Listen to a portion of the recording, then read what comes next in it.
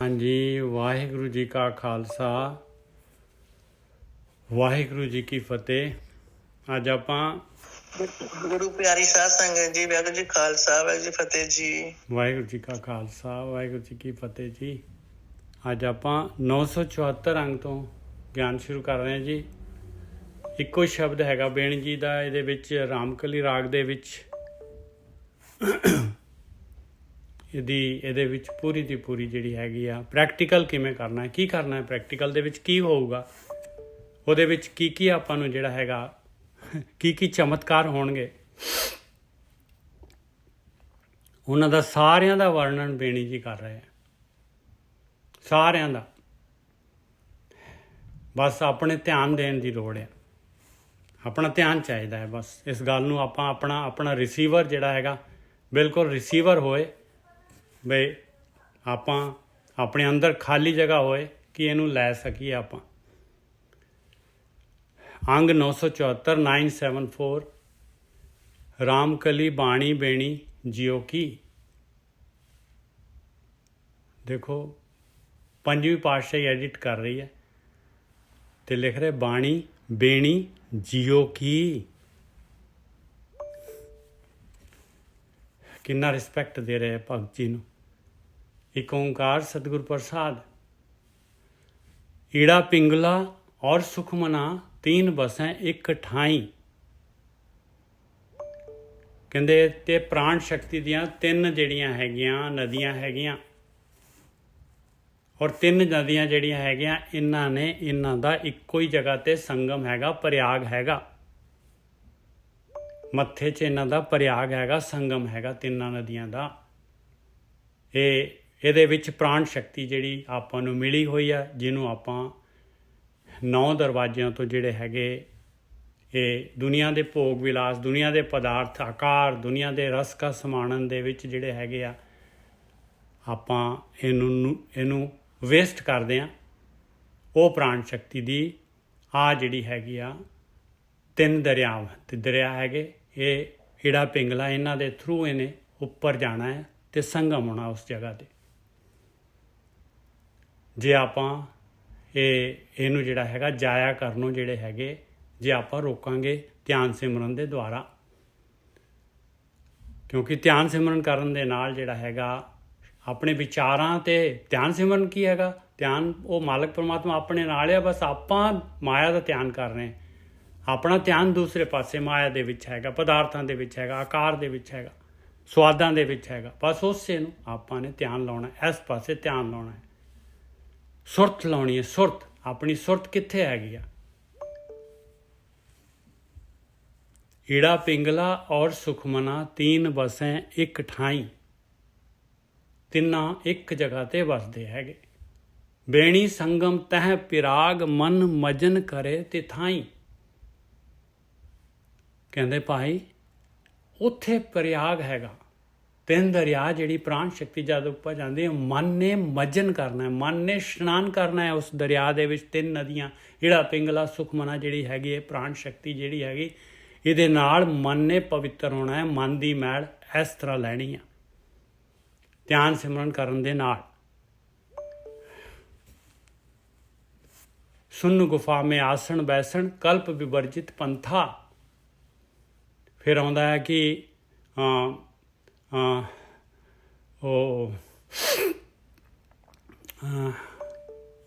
ਆਪਣੇ ਥਿਰ ਕਰ ਬੈਸੋ ਹਰਜਨ ਪਿਆਰੇ ਸਤਿਗੁਰ ਤੁਮਰੇ ਕਾਜ ਸਵਾਰੇ।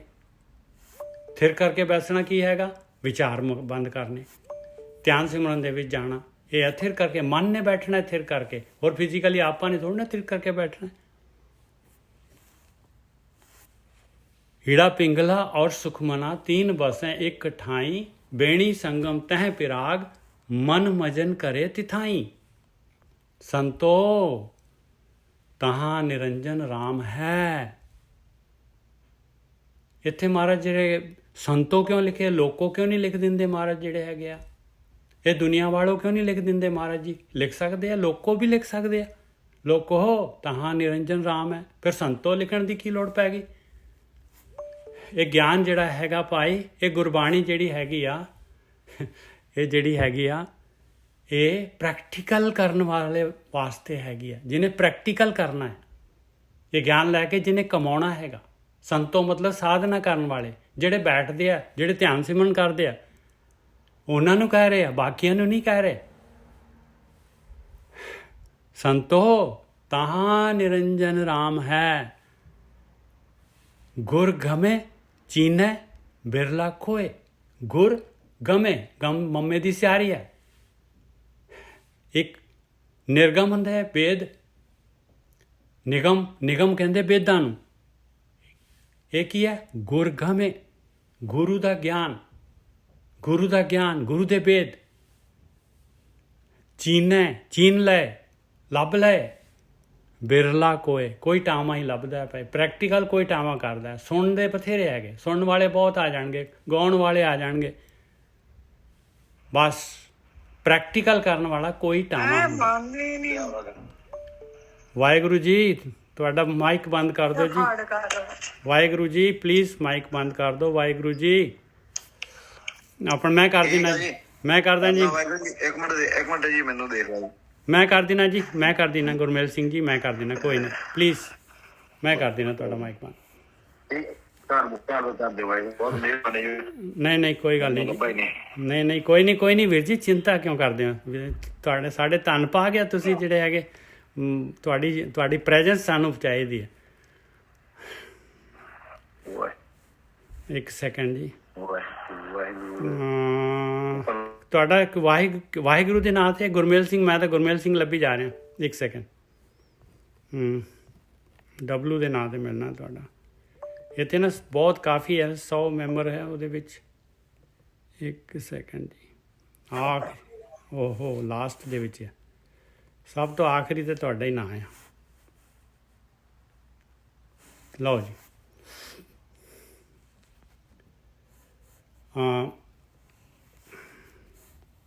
ਇੱਕ ਸੈਕਿੰਡ,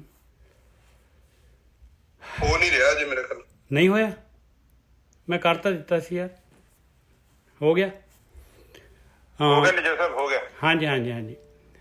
ਆਪਣੇ ਗੁਰਗਮ ਚੀਨੇ ਬਿਰਲਾ ਕੋਏ, ਕਹਿੰਦੇ ਪਰ ਗੁਰੂ ਦੇ ਦੁਆਰਾ, ਗਿਆਨ ਦੇ ਦੁਆਰਾ, ਬ੍ਰਹਮ ਗਿਆਨੀਆਂ ਦੇ ਦੁਆਰਾ ਜਿਹੜੇ ਹੈਗੇ ਆ, ਇੱਕ ਪ੍ਰੈਕਟੀਕਲ ਕੋਈ ਬਿਰਲਾ ਕਰਦਾ ਹੈ। ਜਿਹੜਾ ਪ੍ਰੈਕਟੀਕਲ ਕਰੂਗਾ ਉਹ ਚੀਨੂਗਾ। ਪ੍ਰੈਕਟੀਕਲ ਜਿਹੜਾ ਕਰੂਗਾ ਉਹ ਚੀਨੂਗਾ ਭਾਈ। ਜਿਹੜਾ ਪ੍ਰੈਕਟੀਕਲ ਕਰੂਗਾ ਤੇ ਕੀ ਚੀਨੂਗਾ? ਤਹਾਂ ਨਿਰੰਜਨ ਰਮਈਆ ਹੋਏ। ਕਹਿੰਦੇ ਉਹ ਮਾਲਕ ਗਲੈਕਸੀਆਂ ਬਣਾਉਣ ਵਾਲਾ, ਦੁਨੀਆ ਬਣਾਉਣ ਵਾਲਾ ਮਾਲਕ ਪਰਮਾਤਮਾ ਜਿਹੜਾ ਹੈਗਾ, ਉੱਥੇ ਮਿਲਣਾ ਹੈ ਤੈਨੂੰ। ਉਹਨੇ ਉੱਥੇ ਪ੍ਰਗਟ ਹੋ ਜਾਣਾ। ਪ੍ਰੈਕਟੀਕਲ ਮਾਲਕ ਨੇ ਤੇਰੇ ਹਿਰਦੇ 'ਚ ਪ੍ਰਗਟ ਹੋਣਾ ਹੈ। ਤੇ ਜਾ ਆ ਗੁਰੂ ਦੀ ਮੱਤ, ਗੁਰੂ ਦੀ ਸਿੱਖਿਆ ਜਿਹੜੀ ਹੈਗੀ ਆ ਗਿਆਨ ਜਿਹੜਾ ਹੈਗਾ, ਜੇ ਤੂੰ ਇਹਨੂੰ ਕਮਾਏਗਾ ਤਾਂ ਉਹਨੇ ਪ੍ਰਗਟ ਹੋਣਾ ਹੈ। ਤਹਾਂ ਨਿਰੰਜਨ ਰਮਈਆ ਹੋਏ। ਰਮਈਆ ਜਿਹੜਾ ਰਮਿਆ ਹੋਇਆ ਹੈ, ਨਿਰੰਜਨ ਜਿਹੜਾ ਹੈਗਾ ਕਾਲਕ ਰਹਿਤ, ਉਹ ਮਾਲਕ ਪਰਮਾਤਮਾ। ਦੇਵ ਸਥਾਨੇ ਰਹਾਓ। ਦੇਵ ਸਥਾਨੇ ਕਿਆ ਨਿਸ਼ਾਨੀ? ਤਹਿ ਬਾਜੇ ਸ਼ਬਦ ਅਨਾਹਦ ਬਾਣੀ। ਕਹਿੰਦੇ ਉਹਦੀ ਜਗ੍ਹਾ ਦੀ, ਉਸ ਜਗ੍ਹਾ ਦੀ ਕੀ ਨਿਸ਼ਾਨੀ ਹੋਊਗੀ ਜੀ? ਸਾਨੂੰ ਪਤਾ ਤਾਂ ਲੱਗੇ ਬਈ ਅਸੀਂ ਸਹੀ ਜਾ ਰਹੇ ਹਾਂ। ਕਹਿੰਦੇ ਤੇਰੇ ਅੰਦਰ ਅਨਹਦ ਸ਼ਬਦ ਵੱਜਣ ਲੱਗ ਜਾਣਗੇ ਭਾਈ। ਤੇਰੇ ਅੰਦਰ ਅਨਹਦ ਸ਼ਬਦ ਵੱਜਣ ਲੱਗ ਜਾਣਗੇ। ਤੇਰੇ ਵਿਚਾਰ ਬੰਦ ਹੋਏ ਤੇ ਅਨਹਦ ਸ਼ਬਦ ਚੱਲ ਪੈਣੇ ਤੇਰੇ। ਇਹ ਜੀ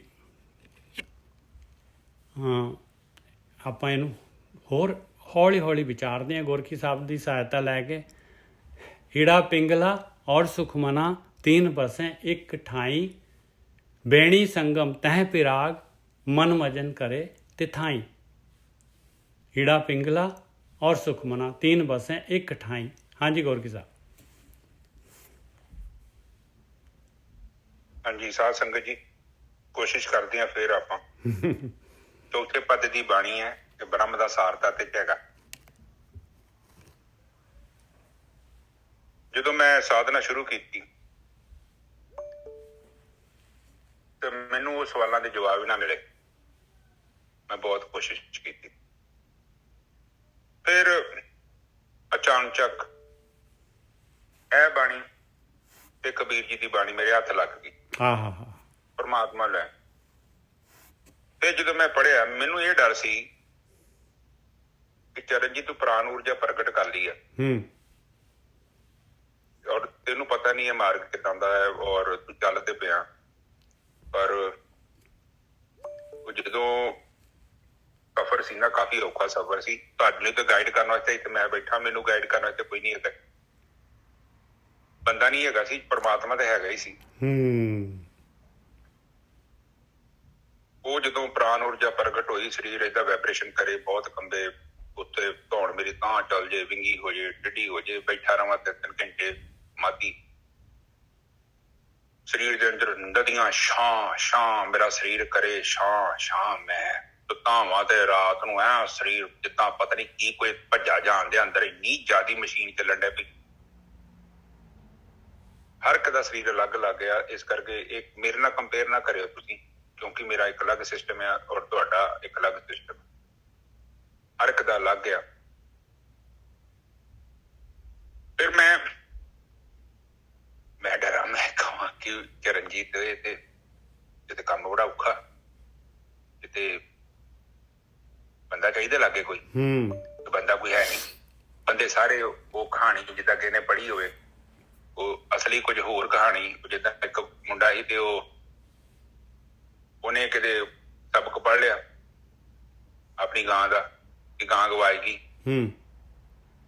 ਤੇ ਉਹ ਪੇਪਰਾਂ 'ਚ ਸਬਕ ਕਿਤੇ ਜਦ ਸਵਾਲ ਕੋਈ ਹੋਰ ਆ ਗਿਆ ਉਲਟਾ, ਉੱਥੇ ਸਵਾਲ ਸੀ ਕਿ ਪਹਾੜਾਂ ਤੇ ਮੀਂਹ ਪੈਂਦਾ ਤੇ ਕੀ ਹੁੰਦਾ। ਇਹ ਹੁਣ ਇਹਦੇ ਦਿਮਾਗ 'ਚ ਬੈਠਾ ਹੀ ਉਹ ਸੀ, ਉਹ ਗਾਂ ਦਾ ਗਵਾਚੀ ਦਾ ਜਿਹੜਾ ਹੈਗਾ ਸੀ ਪੈਰਾ ਨੇ ਉਹ ਯਾਦ ਕੀਤਾ ਹੈ, ਪਰ ਉੱਥੇ ਸਵਾਲ ਉਲਟਾ ਹੋ ਗਿਆ। ਜਿੱਦਾਂ ਲੋਕ ਏਦਾਂ ਨਹੀਂ ਕਰਦੇ, ਆਮ ਧਾਰਮਿਕ ਬੰਦੇ ਆਪਣੇ ਨੂੰ ਕਹਿੰਦੇ ਮੈਂ ਬੜਾ ਧਾਰਮਿਕ ਹਾਂ, ਉਹੀ ਕਹਾਣੀ ਏਦਾਂ ਹੀ ਫਿੱਟ ਕਰਨ ਨੂੰ ਫਿਰਦੇ ਆ। ਬਿਲਕੁਲ ਇਸ ਤਰ੍ਹਾਂ ਹੀ ਹੈ, ਇਸ ਤਰ੍ਹਾਂ ਹੀ ਹੈ, ਬਿਲਕੁਲ ਥਿਓਰੀ ਹੈਗੀ, ਪ੍ਰੈਕਟੀਕਲ ਹੈ ਨਹੀਂ, ਪ੍ਰੈਕਟੀਕਲ ਹੈ ਨਹੀਂਗਾ। ਆਹੋ, ਤੇ ਉਹ ਵਿਚਾਰੇ ਏਦਾਂ ਹੀ ਕਰੀ ਫਿਰਦੇ ਆ। ਉਹਨਾਂ ਨੇ ਗੱਲ ਵੇਖੀ, ਉਹਨਾਂ ਦੇ ਨਾਲ ਅੱਗੇ ਬਹਿ ਕੇ ਵੇਖੀ, ਉਹਨਾਂ ਘੁੰਮ ਘੁਮਾ ਕੇ ਨਾ ਉਹਨਾਂ ਨੇ ਆਪਣੀ ਗਾਂ ਫਿੱਟ ਕਰਨ ਨੂੰ ਫਿਰਨਾ। ਬਿਲਕੁਲ ਸਹੀ ਗੱਲ ਹੈ, ਬਿਲਕੁਲ ਜੋ ਮੈਂ ਤਾਂ ਬਿਲकुल ਇਹ ਹਕੀਕਤ ਹੈ ਗੁਰਕੀ ਸਾਹਿਬ, ਬਿਲकुल ਮੈਂ ਇਹੀ ਦੇਖਦਾ ਹਾਂ ਕਿਉਂਕਿ ਜਦ ਤੱਕ ਆਪਣੇ ਅੰਦਰ ਜਿਹੜੀ ਹੈਗੀ ਕੋਈ ਚੀਜ਼ ਅਵਸਥਾ ਆਈ ਨਹੀਂ, ਆਪਾਂ ਕਿਸ ਤਰ੍ਹਾਂ ਉਹਨੂੰ ਬੋਲ ਕਿਵੇਂ ਸਕਦੇ ਹਾਂ। ਆਹ ਚੀਜ਼ਾਂ ਜਿਹੜੀਆਂ ਹੈਗੀਆਂ ਕਿਵੇਂ ਆਪਾਂ ਜਿਹੜੀ ਹੈਗੀ ਜਦ ਆਪਣੇ ਅੰਦਰ ਵਾਪਰੀ ਨਹੀਂ ਹੈਗੀ, ਤੇ ਖਾਲੀ ਗੁਰਬਾਣੀ ਦੇ ਨਾਲ ਚੈਲੰਜ ਕਰਕੇ ਔਰ ਇੰਨਾ ਜ਼ਿਆਦਾ ਉਹਦੇ ਤੇ ਜ਼ੋਰ ਦੇ ਕੇ ਬੋਲਦੇ ਆ ਕਿ ਕੁਝ ਪੁੱਛੋ ਹੀ ਨਾ, ਜਿਵੇਂ ਕਿ ਇਹ ਤਾਂ ਬਿਲਕੁਲ ਜਿਹੜੇ ਆ ਰੱਬ ਦੇ ਨਾਲ ਇੱਕਮਿਕ ਹੋ ਕੇ ਬੈਠੇ ਹੋਏ। ਹਾਂ, ਉਹ ਏਦਾਂ ਹੀ ਗੇਮ ਆ। ਤੇ ਸਾਧ ਸੰਗਤ ਜੀ, ਉਹ ਕੀ ਹੁੰਦਾ ਵਾ ਕਿ ਕੋਈ ਮੁੰਡਾ ਸੀ ਤੇ ਉਹਨੇ ਸਬਕ ਯਾਦ ਕੀਤਾ ਸੀ ਗਾਂ ਦਾ, ਮੇਰੀ ਗਾਂ ਗਵਾਚ ਗਈ। ਉੱਥੇ ਉਹ ਸਵਾਲ ਆ ਗਿਆ ਸੀ ਪਹਾੜਾਂ ਤੇ ਮੀਂਹ ਪੈਣ ਦਾ, ਤੇ ਹੁਣ ਉਹਨੇ ਕੀ ਕਹਿ ਦਿੱਤਾ ਜੀ, ਮੈਂ ਉੱਤੇ ਨਾਂ ਲਿਖਿਆ ਵਾ ਕਿ ਮੇਰੀ ਗਾਂ ਗਵਾਚ ਗਈ, ਉੱਥੇ ਥੱਲੇ ਲਿਖਤਾ ਉੱਥੇ ਪਹਾੜਾਂ ਲਿਖਿਆ ਵਾ, ਸਵਾਲ ਪਹਾੜ ਦਾ ਵਾ, ਪਹਾੜਾਂ ਦੇ ਮੀਂਹ ਪਿਆ ਤੇ ਕੀ ਦ੍ਰਿਸ਼ ਆ। ਉਹ ਕਹਿੰਦਾ ਜੀ ਮੇਰੀ ਗਾਂ ਗਵਾਚ ਗਈ, ਉਹ ਗਾਂ ਦੁੱਧ ਬੜਾ ਵਧੀਆ ਦਿੰਦੀ ਸੀ, ਉਹਦਾ ਇੱਕ ਵੱਛਾ ਸੀ, ਉਹਦਾ ਰੰਗ ਬਰਾਊਨ ਸੀ, ਉਹ ਫਿਰ ਨਦੀ 'ਚ ਨਹਾਉਣ ਜਾਂਦੀ ਸੀ। ਪਰ ਉਹ ਨਹੀਂ ਸਮਝਣ ਦੀ ਕੋਸ਼ਿਸ਼ ਕਰਦਾ ਕਿ ਉੱਤੇ ਪਹਿਰਾ ਜਿਹੜਾ ਸੀ, ਤੇਰਾ ਸਵਾਲ ਸੀ ਕਿ ਪਹਾੜਾਂ ਤੇ ਮੀਂਹ ਪੈਂਦਾ ਤੇ ਕੀ ਹੁੰਦਾ ਵਾ ਪਹਾੜੀ ਇਲਾਕਿਆਂ ਤੇ, ਪਰ ਉਹ ਆਪਣੀ ਕਹਾਣੀ ਫਿੱਟ ਕਰੀ ਜਾਂਦਾ। ਸੋ ਕਹਿਣ ਤੋਂ ਭਾਵ ਕਿ ਜਿਹੜੇ ਕਿਤਾਬੀ ਕੀੜੇ ਹੁੰਦੇ ਆ, ਉਹ ਕਿਤਾਬੀ ਗਿਆਨ ਇਕੱਠਾ ਤੇ ਕਰ ਲੈਂਦੇ ਆ, ਮੁੜ ਕੇ ਉਹਨੂੰ ਫਿੱਟ ਕਰਦੇ ਰਹਿੰਦੇ ਆ। ਬਿਲਕੁਲ ਸਹੀ ਗੱਲ ਹੈ, ਬਿਲਕੁਲ ਸਹੀ ਗੱਲ ਹੈ। ਉਹ ਅਸਲ 'ਚ ਤਾਂ ਵਹਿੰਦੇ ਨਹੀਂ, ਉਹ ਜਦੋਂ ਗੁਰਦੁਆਰੇ ਵੀ ਜਾਂਦੇ ਉੱਥੇ ਵੀ ਉਹ ਫਿੱਟ ਕਰੀ ਜਾਂਦੇ ਆ ਆਪਣਾ ਹੀ। ਉਹਦੇ ਨਾਲ ਗੋਰਖੀ ਸਾਹਿਬ ਕਾਮ ਕ੍ਰੋਧ ਲੋਭ ਮੋਹ ਹੰਕਾਰ ਜਿਹੜੇ ਹੈਗੇ, ਜਿਹੜਾ ਮਾਲਕ ਨੇ ਗੇਮ ਪਾਈ ਹੋਈ ਆ, ਇਹ ਮਨ ਜਿਹੜਾ ਹਉਮੈ ਜਿਹੜੀ ਹੈਗੀ, ਇਹ ਕਿਵੇਂ ਜਿਹੜੀ ਹੈਗੀ, ਇਹ ਕਿਸ ਤਰ੍ਹਾਂ ਜਿਹੜੇ ਇਹ ਜਾਣਗੇ, ਔਰ ਇਹ ਜਾਣਗੇ ਨਹੀਂ ਤੇ ਤੁਹਾਡੇ ਅੱਗੇ ਤਾਂ ਪ੍ਰੋਗਰੈਸ ਹੋਣੀ ਨਹੀਂ, 1 ਇੰਚ ਵੀ ਨਹੀਂ ਵੱਧ ਸਕਣਾ ਅੱਗੇ। ਹਾਂ, ਕਿਉਂਕਿ ਤੁਹਾਡੇ ਕੋਲ ਨਕਸ਼ਾ ਹੀ ਨਹੀਂ ਹੈਗਾ। ਨਕਸ਼ਾ ਜਿਹੜਾ ਤੁਸੀਂ ਨਕਸ਼ਾ ਬਣਾ ਕੇ ਬੈਠੇ ਜੋ ਆਪਣੇ ਮਨ 'ਚ, ਉਹ ਨਕਸ਼ਾ ਤੇ ਦੂਜਿਆਂ ਦਾ ਵਾ, ਤੁਹਾਡਾ ਤਾਂ ਹੈ ਹੀ ਨਹੀਂ। ਹਾਂ ਬਿਲਕੁਲ। ਹੁਣ ਬੇਣੀ ਜੀ ਬੋਲ ਰਹੇ ਆ, ਆਪਾਂ ਬੇਣੀ ਜੀ ਦੇ ਇਹ ਸ਼ਬਦ ਪੜ੍ਹ ਕੇ ਫੀਲਿੰਗ ਲਈ ਜਾਈਏ ਤੇ ਉਹਦੇ ਨਾਲ ਕੀ ਹੋ ਜਾਏਗਾ ਕਿ ਆਪਣੇ ਨਾਲ ਉਹ ਅਵਸਥਾ ਆ ਜਾਏਗੀ ਆਪਣੇ ਕੋਲ। ਤੁਸੀਂ ਦੁੱਧ ਪੀਤਾ 1 ਲੀਟਰ, ਬਾਅਦ 'ਚ ਮੈਂ ਕਹਿੰਦਾ ਕਿ ਮੈਂ ਬਿਨਾਂ ਪੀਤੇ ਤੁਹਾਡੀ ਕਿਤਾਬ, ਮੈਂ ਤੁਹਾਡੇ ਮੂੰਹ ਸੁਣਨੇ ਕਿ ਤੁਸੀਂ ਦੁੱਧ ਪੀਤਾ ਤੇ ਤੁਸੀਂ ਕੋਈ ਦੁੱਧ ਬੜਾ ਸਵਾਦ ਹੀ। ਹੁਣ ਮੈਂ ਬੋਲਦਾ ਦੁੱਧ ਬੜਾ ਸਵਾਦ ਸੀ, ਕਿ ਮੇਰਾ ਬੋਲਣਾ ਸਹੀ ਹੈ ਕਿ ਮੈਂ ਪੀਤਾ ਹੀ ਨਹੀਂ? ਬਿਲਕੁਲ ਬਿਲਕੁਲ ਗੱਲ ਤੇ ਹੈ ਜੀ, ਬਿਲਕੁਲ ਗੱਲ ਤੇ ਹੈ। ਝੂਠ ਹੈ ਉਹ, ਬਿਲਕੁਲ ਝੂਠ ਹੈ, ਕਿਉਂਕਿ ਮੈਂ ਪੀਤਾ ਹੀ ਨਹੀਂ। ਮੈਂ ਪੀਤੇ ਬਿਨਾਂ ਬੋਲੂੰਗਾ ਤੇ ਕਿੱਦਾਂ ਦਾ ਬੋਲੂੰਗਾ? ਫਿਰ ਏਦਾਂ ਦਾ ਬੋਲ ਦੂੰਗਾ ਜਿਹਦਾ ਮਤਲਬ ਕੋਈ ਨਹੀਂ, ਔਰ ਫਿਰ ਮੈਂ ਏਦਾਂ ਦਾ ਮਨ ਘੜਤ ਕਹਾਣੀ ਬਣਾ ਦੇਣੀ ਆ। ਫਿਰ ਉਹ ਲੋਕਾਂ ਨੇ ਮੇਰੇ ਮਗਰ ਤੁਰੇ ਫਿਰਨਾ ਵਾ, ਔਰ ਉੱਥੇ ਹੈ ਹੀ ਕੁਛ ਨਹੀਂ। ਉਹ ਕਿਉਂਕਿ ਮੈਂ ਉਹਨੂੰ ਜਾਣਦਾ ਨਹੀਂ। ਅੱਛਾ, ਫਿਰ ਕੀ ਹੋਇਆ ਸਾਧ ਸੰਗਤ ਜੀ, बड़ी टेंशन मेरा ना मन च इच्छा बड़ी, ये पता नहीं उपरात नहीं होगा संस्कार ते गुण अवगुण भी होंगे बंदे च, गुण भी होंगे, अवगुण भी ही मेरे च, पर वो परमात्मा नहीं परवाह करता साडे अवगुणा उगुणा। पर यह है कि कुछ चीज़ां जिहड़ियां हुंदियां सानू वो अपने शरीर ते झेलणियां पैंदियां। मैं तुहानू कहना चाहूँगा कुछ चीज़ां जिहड़ियां हैगियां तुहानू लेणियां ही पैणियां, क्योंकि कुछ इदां दे कर्म हुंदे आ निजा साहब वो बड़े पावरफुल हुंदे आ। इत्थों तक तुसीं वेखो जिहड़े ब्रह्म ज्ञानी हुंदे उन्हां नू भी झेलणे पैंदे जो। इस मेरी प्लीज गल नू थोड़ा ध्यान नाल लिओ, ये ना कहो कि परमात्मा तुहाडा दुखी आ। कि जो खाता बंद हुंदा ना किताब, फिर वो उत्ते प्रैशर जरूर पैंदा। जिहदा कोई लंबा खाता वा वो प्रकृति उत्ते ध्यान भी नहीं दिंदी। वो प्रकृति ने तुरिया रहंदे ते किता अनंत जन्म दा संबंध आ, कोई नहीं अगे कर लांगे। पर जो फाइल क्लोज होनी हुंदी है निजा साहब, फिर उदों डिस्कस हुंदा बैंक च जाके, आपां कहने कि बई आ जिहड़ा खाता मैं बंद करना, तो कहंदे भरा आ जा ते साडे नाल 2-4 दिन बैठ के हिसाब कर ला, पाई दा हिसाब कर ला। क्योंकि तेरे लोन हैगे सारे, तू पता नहीं की पंगे शंगे ले 3-4 तेरे लोन चलन दे, तेरा घर पूरा कागज भी रखे, ऐदा करके तू साडे नाल बैठ के डिस्कस कर ला। वो फिर एडिट करदे ने, वो च फाइनल करके तुहाडे हत्थ कहते कि लो जी NOC मिल गई, जो जाओ घर जाओ। ते जिन्ने हिसाब नहीं ना करना ते उन्हां दा इंटरस्ट भी नहीं उन्हां नाल, वो कहंदे तू ब्याज देई जा बस। कोई लोड़ नहीं, तेन ज्यादा टेंशन लैन दी लोड़ नहीं, क्योंकि तू पंगा फिर 20-25 साल का लोन लिया, तेरा कोई टेंशन नहीं है, तू देई जा किस्तां, कोई नहीं अगे जाके करांगे साहब। तो ये गल प्लीज वाच करियो। फिर मैं कथा ते आउणा। कथा तो आउण तो पहला मैं तुहानू अपने जीवन का अनुभव दसदा। फिर मैं सोचा चरणजीत ते प्राण ऊर्जा बड़ी पावरफुल है, ते सिर दे अंदर ते शां ते पता नहीं तलोकी चढ़ी जांदे आ उपर नूं, ते शरीर दे विच ही पता नहीं इन्ना ज्यादा प्रैशर। मनो इंज लगा ही मैं डर जाना हाँ कि मैं सोचा कि नुक्स ही ना पै जाए मेरे दिमाग च साहब। हिसाब ला लो अज तो 10-11 साल पहले नहीं गल्लां। ते फिर मैं सोचा नहीं चरणजीत कोई ना कोई तो साधन मिलूगा। ते फिर एक दिन मैनू ये बाणी मिली, ईड़ा पिंगला ते सुखना। फिर मैं ईड़ा पिंगला ते सुखना पढ़िया, चंगी तरह पढ़िया। मैं इंटरनेट जानता सी किताबां, उस तो बाद मैनू ऐसी नॉलेज मैं डाउनलोड कीतियां, किताबां पढ़ियां। चलो उत्थे प्योर इनफॉर्मेशन तुहानू किते नहीं मिलनी, किते वर्बल मिलूगी। कोई बंदा जिहड़ा प्रैक्टिकल हैगा तुहानू वो दसूगा। लिखत रूप च ये ज्ञान बहुत घट आ। बिल्कुल सही है, प्रैक्टिकल ज्ञान लिखत रूप च घट आ। ज्यादा गल घुमा के मिलूगी तुहानू। जे तुहाडे पल्ले कुछ हैगा ते तां ही गल समझ आउणी है, जे तुहाडे पल्ले कुछ नहीं हैगा तुहानू कुछ नहीं समझ आवे। ये चीज नूं अपनी समझो। अच्छा मैं वो पढ़िया ते मैनू इन्ना पता लग गया कि ये ईड़ा पिंगला ते सुखमना वा, ये नाड़ियां ने। बाद च फिर मैनू पता लगा कि ये जिहड़ी सुखना नाड़ी है ना, सब तो पहला प्रगट होती है निजा साहब। ये फिर मैं वेख्या सब तो पहला सुखना प्रगट होगी। सुखमा जिहड़ी ना बहुत ही पावरफुल हैगी आ, पर पहला कमजोर हुंदी आ। ये सीधी टकरा के तुहाडे मैनू लगदा सी रीढ़ दी हड्डी विचों जांदी है, पर बाद च मैनू पता लगा नहीं कि अगले बन्ने अपनियां नड़ां हैगियां ना, हां ਇਹਦੇ ਮਗਰਲੇ ਬੰਨੇ ਬੰਦਾ ਹੋਏ ਜਾਂ ਜਨਾਨੀ ਸੇਮ ਹੀ ਆ। ਜਿੱਥੋਂ ਤਾਂ ਚੜਦੀ ਹੈ ਤੇ ਤਾਂ ਜਾ ਕੇ ਇਹ ਮਗਰੋਂ ਸਿਰ ਦੇ ਵਿੱਚੋਂ ਲੰਘ ਜਾਂਦੀ, ਉੱਤੇ ਛੱਤ ਨਾਲ ਟਕਰਾ ਕੇ ਅਗਲੇ ਬੰਨੇ ਆ ਜਾਂਦੀ ਆ ਅੱਖਾਂ ਦੇ ਵਿਚਕਾਰ। ਇਹਦਾ ਅਨੁਭਵ ਤੁਹਾਨੂੰ ਖਾਸ ਕਰਕੇ ਮਿਲੂਗਾ ਨਾਭੀ ਚ, ਆ ਛਾਤੀ ਜਿੱਥੇ ਆਪਣੀ ਹੱਡੀਆਂ ਜੁੜਦੀਆਂ। ਉਸ ਤੋਂ ਬਾਅਦ ਆਪਣਾ ਸਿੱਧਾ ਸਿਰ ਤੇ, ਉਸ ਤੋਂ ਬਾਅਦ ਆ ਜਿਹੜਾ ਜਿੱਥੇ ਵਾਲ ਖਤਮ ਹੋ ਜਾਂਦੇ, ਪੱਥਾ ਸ਼ੁਰੂ ਹੋ ਜਾਂਦਾ ਉੱਥੇ। ਫਿਰ ਅਗਲੇ ਬੰਨੇ ਭਰੋਟੇ ਦੇ ਅੱਗੇ ਆ ਕੇ ਜੇ ਦੋਨਾਂ ਚ ਰੋਗੀ ਹੈ, ਰੁਕੀ ਰਹੀ 5-7 ਦਿਨ। ਉੱਥੇ ਬਹੁਤ ਨੇ ਨਾ, ਜਿੱਦਾਂ ਕੋਈ ਉਹ ਉੱਥੇ ਕੋਈ ਨੇਤਰ ਕਹਿ ਲਓ ਜਾਂ ਕੁਛ ਵੀ ਕਹਿ ਲਓ, ਉਹ ਉਸਨੇ ਬਹੁਤ ਸ਼ਕਤੀ ਕੀਤੀ। 3-4 ਦਿਨ 7 ਦਿਨ 10-15 ਦਿਨ ਲੰਘ ਗਏ। ਫਿਰ ਉਸ ਤੋਂ ਬਾਅਦ ਆਪਣੇ ਆਪ ਹੀ ਪ੍ਰਕਾਸ਼ ਅਗਲੇ ਬੰਨੇ ਚੱਲ ਗਿਆ, ਸੈਂਟਰ 'ਚ ਚੱਲ ਗਿਆ। ਉੱਥੇ ਚੱਲ ਗਿਆ ਤੇ ਮੈਂ ਮਹਿਸੂਸ ਕਰਦਾ ਰਿਹਾ ਜਿੱਦਾਂ ਉੱਥੇ ਕੋਈ ਬੰਦ ਦਰਵਾਜ਼ੇ ਸੀ। ਬੰਦ ਦਰਵਾਜ਼ੇ ਸੀ ਜਿੱਦਾਂ ਇਹਨੇ ਖੋਲੇ। ਜਿੱਦਾਂ ਨਿਜਰ ਸਾਹਿਬ ਇੱਕ ਦਰਵਾਜ਼ਾ ਹੁੰਦਾ ਕਿ ਤੁਸੀਂ ਬਾਹਰੋਂ ਧੱਕਾ ਮਾਰੋਗੇ ਨਾ, ਅੰਦਰ ਨਹੀਂ ਖੁੱਲਣਾ, ਉਹਨੂੰ ਅੰਦਰੋਂ ਧੱਕਾ ਮਾਰੋਗੇ ਤੇ ਬਾਹਰ ਨੂੰ ਖੁੱਲਣਾ ਹੁੰਦਾ। ਇਹ ਮੈਨੂੰ ਲੱਗਦਾ ਸੁਖਮਨਾ ਨੇ ਏਦਾਂ ਹੀ ਕੰਮ ਕੀਤਾ ਕਿ ਜਿੱਦਾਂ ਦਰਵਾਜ਼ੇ ਜਿਹੜੇ ਲੌਕ ਸੀ ਉਹ ਬਹੁਤ ਖੋਲੇ। ਜਿੱਦਣ ਖੁੱਲੇ ਤੇ ਇਦਨ ਏਦਾਂ ਹੋਇਆ ਕਿ ਮੇਰੇ ਢਿੱਡ ਦੇ ਵਿੱਚ ਨਾ ਅੰਦਰ ਕਾਫੀ ਜ਼ਿਆਦਾ ਐਨਰਜੀ ਨਾ ਰਿਲੀਜ਼ ਹੋ ਗਈ। ਮੈਂ ਮਤਲਬ ਕਿ ਜਦੋਂ ਸਮਾਧੀ 'ਚ ਚੱਲ ਜਾਣਾ ਤੇ ਮੇਰੀ ਧੌਣ ਨਾ ਅਗਲੇ ਬੰਨੇ ਡਿੱਗੀ ਸੀ ਬਿਲਕੁਲ। ਛਾਤੀ ਮੇਰੀ ਮੇਰੇ ਲੱਕਾਂ ਦਾ ਛੋਟੀ ਲੱਗੀ ਹੁੰਦੀ ਤੇ ਮੂੰਹ ਚੋਂ ਪਾਣੀ ਇਕੱਠਾ ਹੋ ਜਾਣਾ, ਮੈਨੂੰ ਇਹ ਨਹੀਂ ਪਤਾ ਕਿ ਪਾਣੀ ਕਿੱਧਰ ਖੜਾ। ਫਿਰ ਮੈਨੂੰ ਪਤਾ ਲੱਗ ਗਿਆ ਜਿਹੜਾ ਪਾਣੀ ਆ ਅੰਦਰ ਨਗਾਇਆ ਵੀ ਕੋਈ ਫਰਕ ਨਹੀਂ ਪੈਂਦਾ। ਫਿਰ ਮੈਂ ਪਾਣੀ ਨੂੰ ਅੰਦਰ ਨਗਾਉਣਾ ਸ਼ੁਰੂ ਕਰਤਾ। ਅੱਛਾ, ਝਟਕਾ ਵੱਜਾ, ਬਹੁਤ ਸਾਰੀ એનર્ਜੀ ਉੱਪਰ ਨੂੰ ਗਈ। ਪਹਿਲਾ ਸਮਾਧੀ ਇੱਕ ਹੋਰ ਲੈਵਲ ਦੀ ਸੀ, ਮੁੜ ਕੇ ਸਮਾਧੀ ਬਹੁਤ ਚੋਟੀ ਦੀ ਸਮਾਧੀ ਲੱਗੀ। ਮੈਨੂੰ ਪਤਾ ਲੱਗ ਗਿਆ ਕਿ ਜਿਹੜੀ ਸਮਾਧੀ ਹੈ ਨਾ, ਇਹ ਪ੍ਰਾਣ ਊਰਜਾ ਤੋਂ ਬਿਨਾਂ ਨਹੀਂ ਪ੍ਰਾਪਤ ਹੋ ਸਕਦੀ। ਕਿਉਂਕਿ ਸਿੰਪਲ ਸਮਾਧੀ ਜਿਹੜੀ ਨਿਰਵਿਚਾਰ ਹੋਣਾ ਇੱਕ ਅਲੱਗ ਚੀਜ਼ ਹੈ। ਜਦੋਂ ਤੁਸੀਂ ਯੂਨੀਵਰਸ ਦਾ ਜਿਹੜਾ ਸਭ ਤੋਂ ਇੰਟਰਨਲ ਜਿਹੜਾ ਪਾਵਰ ਹੈ, ਜਿੱਥੇ ਪ੍ਰਮਾਤਮਾ ਇੱਕ ਸ਼ਕਤੀ ਦੇ ਰੂਪ ਚ ਹੈਗਾ, ਬੈਠਾ ਹੈ, ਮਤਲਬ ਕਹਿਣ ਤੋਂ ਭਾਵ ਕਿ ਸਾਰਾ ਬ੍ਰਹਮ ਹੀ ਆ, ਪਰ ਇਹਦੇ ਅੰਦਰ ਇੱਕ ਸਭ ਤੋਂ ਜਿਹੜਾ ਆਖਰੀ ਤੱਤ ਆ ਉਹ ਚੇਤਨਾ ਹੈ। ਇਕੱਲੀ ਚੇਤਨਾ, ਸ਼ੁੱਧ ਚੇਤਨਾ, ਬਿਲਕੁਲ ਉਹਦੇ ਵਿੱਚ ਕੋਈ ਮੈਲ ਨਹੀਂ ਆ, ਉਹਦੇ ਵਿੱਚ ਕੋਈ ਤੱਤ ਨਹੀਂ ਹੈਗਾ, ਇੱਕੋ ਤੱਤ ਹੈਗਾ। ਸਰਬ ਵਿਆਪਕ ਕਹਿ ਸਕਦੇ ਹਾਂ ਆਪਾਂ ਨੂੰ ਸ਼ਕਤੀ ਨੂੰ। ਉਹਦੇ ਅੰਦਰ ਹੀ ਸਾਰਾ ਕੁਝ ਆ, ਉਹਦੇ ਅੰਦਰ ਜੜ ਪੈਦਾ ਹੁੰਦਾ, ਉਹਦੇ ਅੰਦਰ ਹੀ ਵਿਲੀਨ ਹੋ ਜਾਂਦਾ। ਫਿਰ ਇੱਕ ਦਿਨ ਮੈਂ ਉਸ ਸ਼ਕਤੀ ਦੇ ਵਿੱਚ ਜਾ ਕੇ ਉਹਨੂੰ ਜਾਣਨ ਦਾ ਮਤਲਬ ਮੈਂ ਇਹ ਵੇਖਿਆ ਕਿ ਉਹਨੂੰ ਕਹਿੰਦੇ ਆ ਕਿ ਜਿੱਦਾਂ ਤੈਨੂੰ ਹਰੀ ਵਰਗਾ ਹੋਣਾ ਪੈਣਾ ਨਿਜਰ ਸਾਹਿਬ।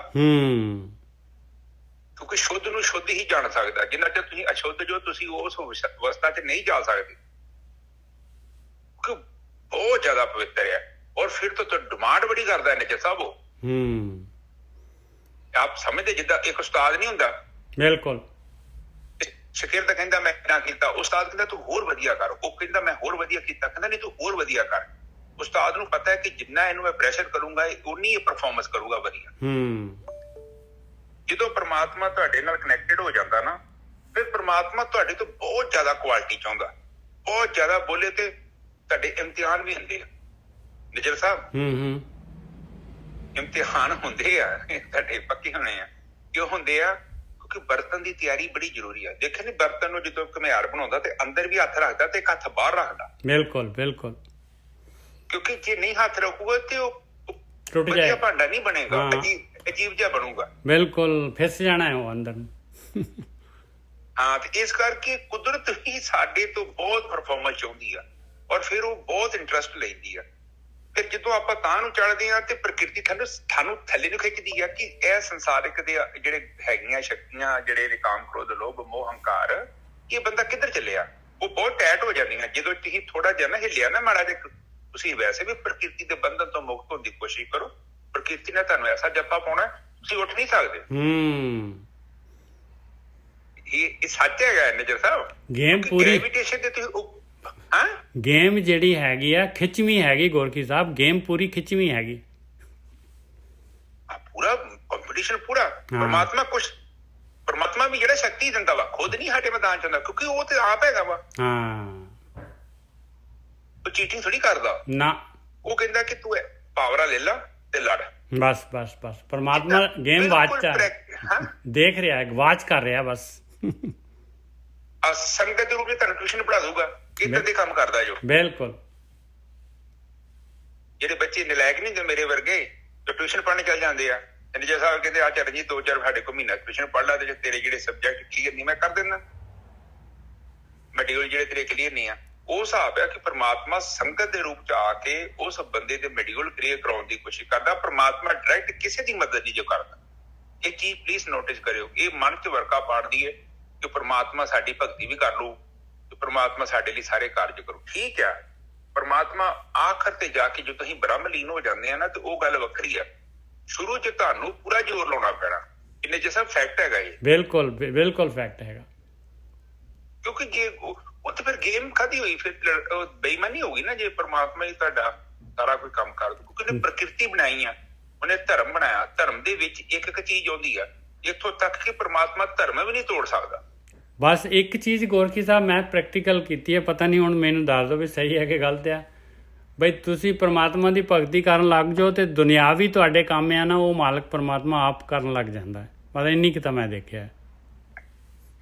ਹਾਂਜੀ ਨਿਜਰ ਸਾਹਿਬ, ਉਹ ਨੈਚੁਰਲੀ ਏਦਾਂ ਵਾ ਕਿ ਜਦੋਂ ਆਪਾਂ ਪ੍ਰਕਿਰਤੀ ਤੋਂ ਬਾਹਰ ਨਿਕਲਦੇ ਆ ਨਾ, ਪ੍ਰਕਿਰਤੀ ਵੀ ਚਾਹੁੰਦੀ ਹੈ ਕਿ ਇਸ ਬੰਦੇ ਨੂੰ ਥੋੜਾ ਰਿਲੈਕਸ ਕਰ ਦਿੱਤਾ ਜਾਵੇ। ਹਾਂ, ਉਹ ਫੈਸਿਲਿਟੀ ਦਿੰਦਾ ਹੈ ਮਾਲਕ ਪਰਮਾਤਮਾ ਆਪਾਂ ਨੂੰ, ਬਈ ਇਹ ਭਗਤੀ ਨੈਚੁਰਲੀ ਜਦੋਂ ਤੁਸੀਂ ਕਨਸੈਪਟ ਹੀ ਕਲੀਅਰ ਕਰਨ ਨੂੰ ਫਿਰਦੇ ਜੋ, ਤੇ ਫਿਰ ਉਹ ਇਹ ਥੋੜੀ ਚਾਹੁੰਦਾ ਕਿ ਪਰਮਾਤਮਾ ਤੁਸੀਂ ਉਲਝੇ ਰਹੋ। ਹਾਂ, ਉਹਨੇ ਗੇਮ ਤਾਂ ਪਾਈ ਇਸੇ ਵਾਸਤੇ ਆ। ਬਿਲਕੁਲ ਸਹੀ ਗੱਲ ਹੈ।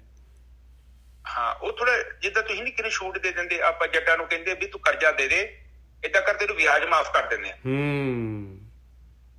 ਸਮਝੇ ਨਿੱਜਰ ਸਾਹਿਬ? ਕਾਈਂਡ ਆਫ ਸੇਮ ਸਿਚੁਏਸ਼ਨ ਹੈ।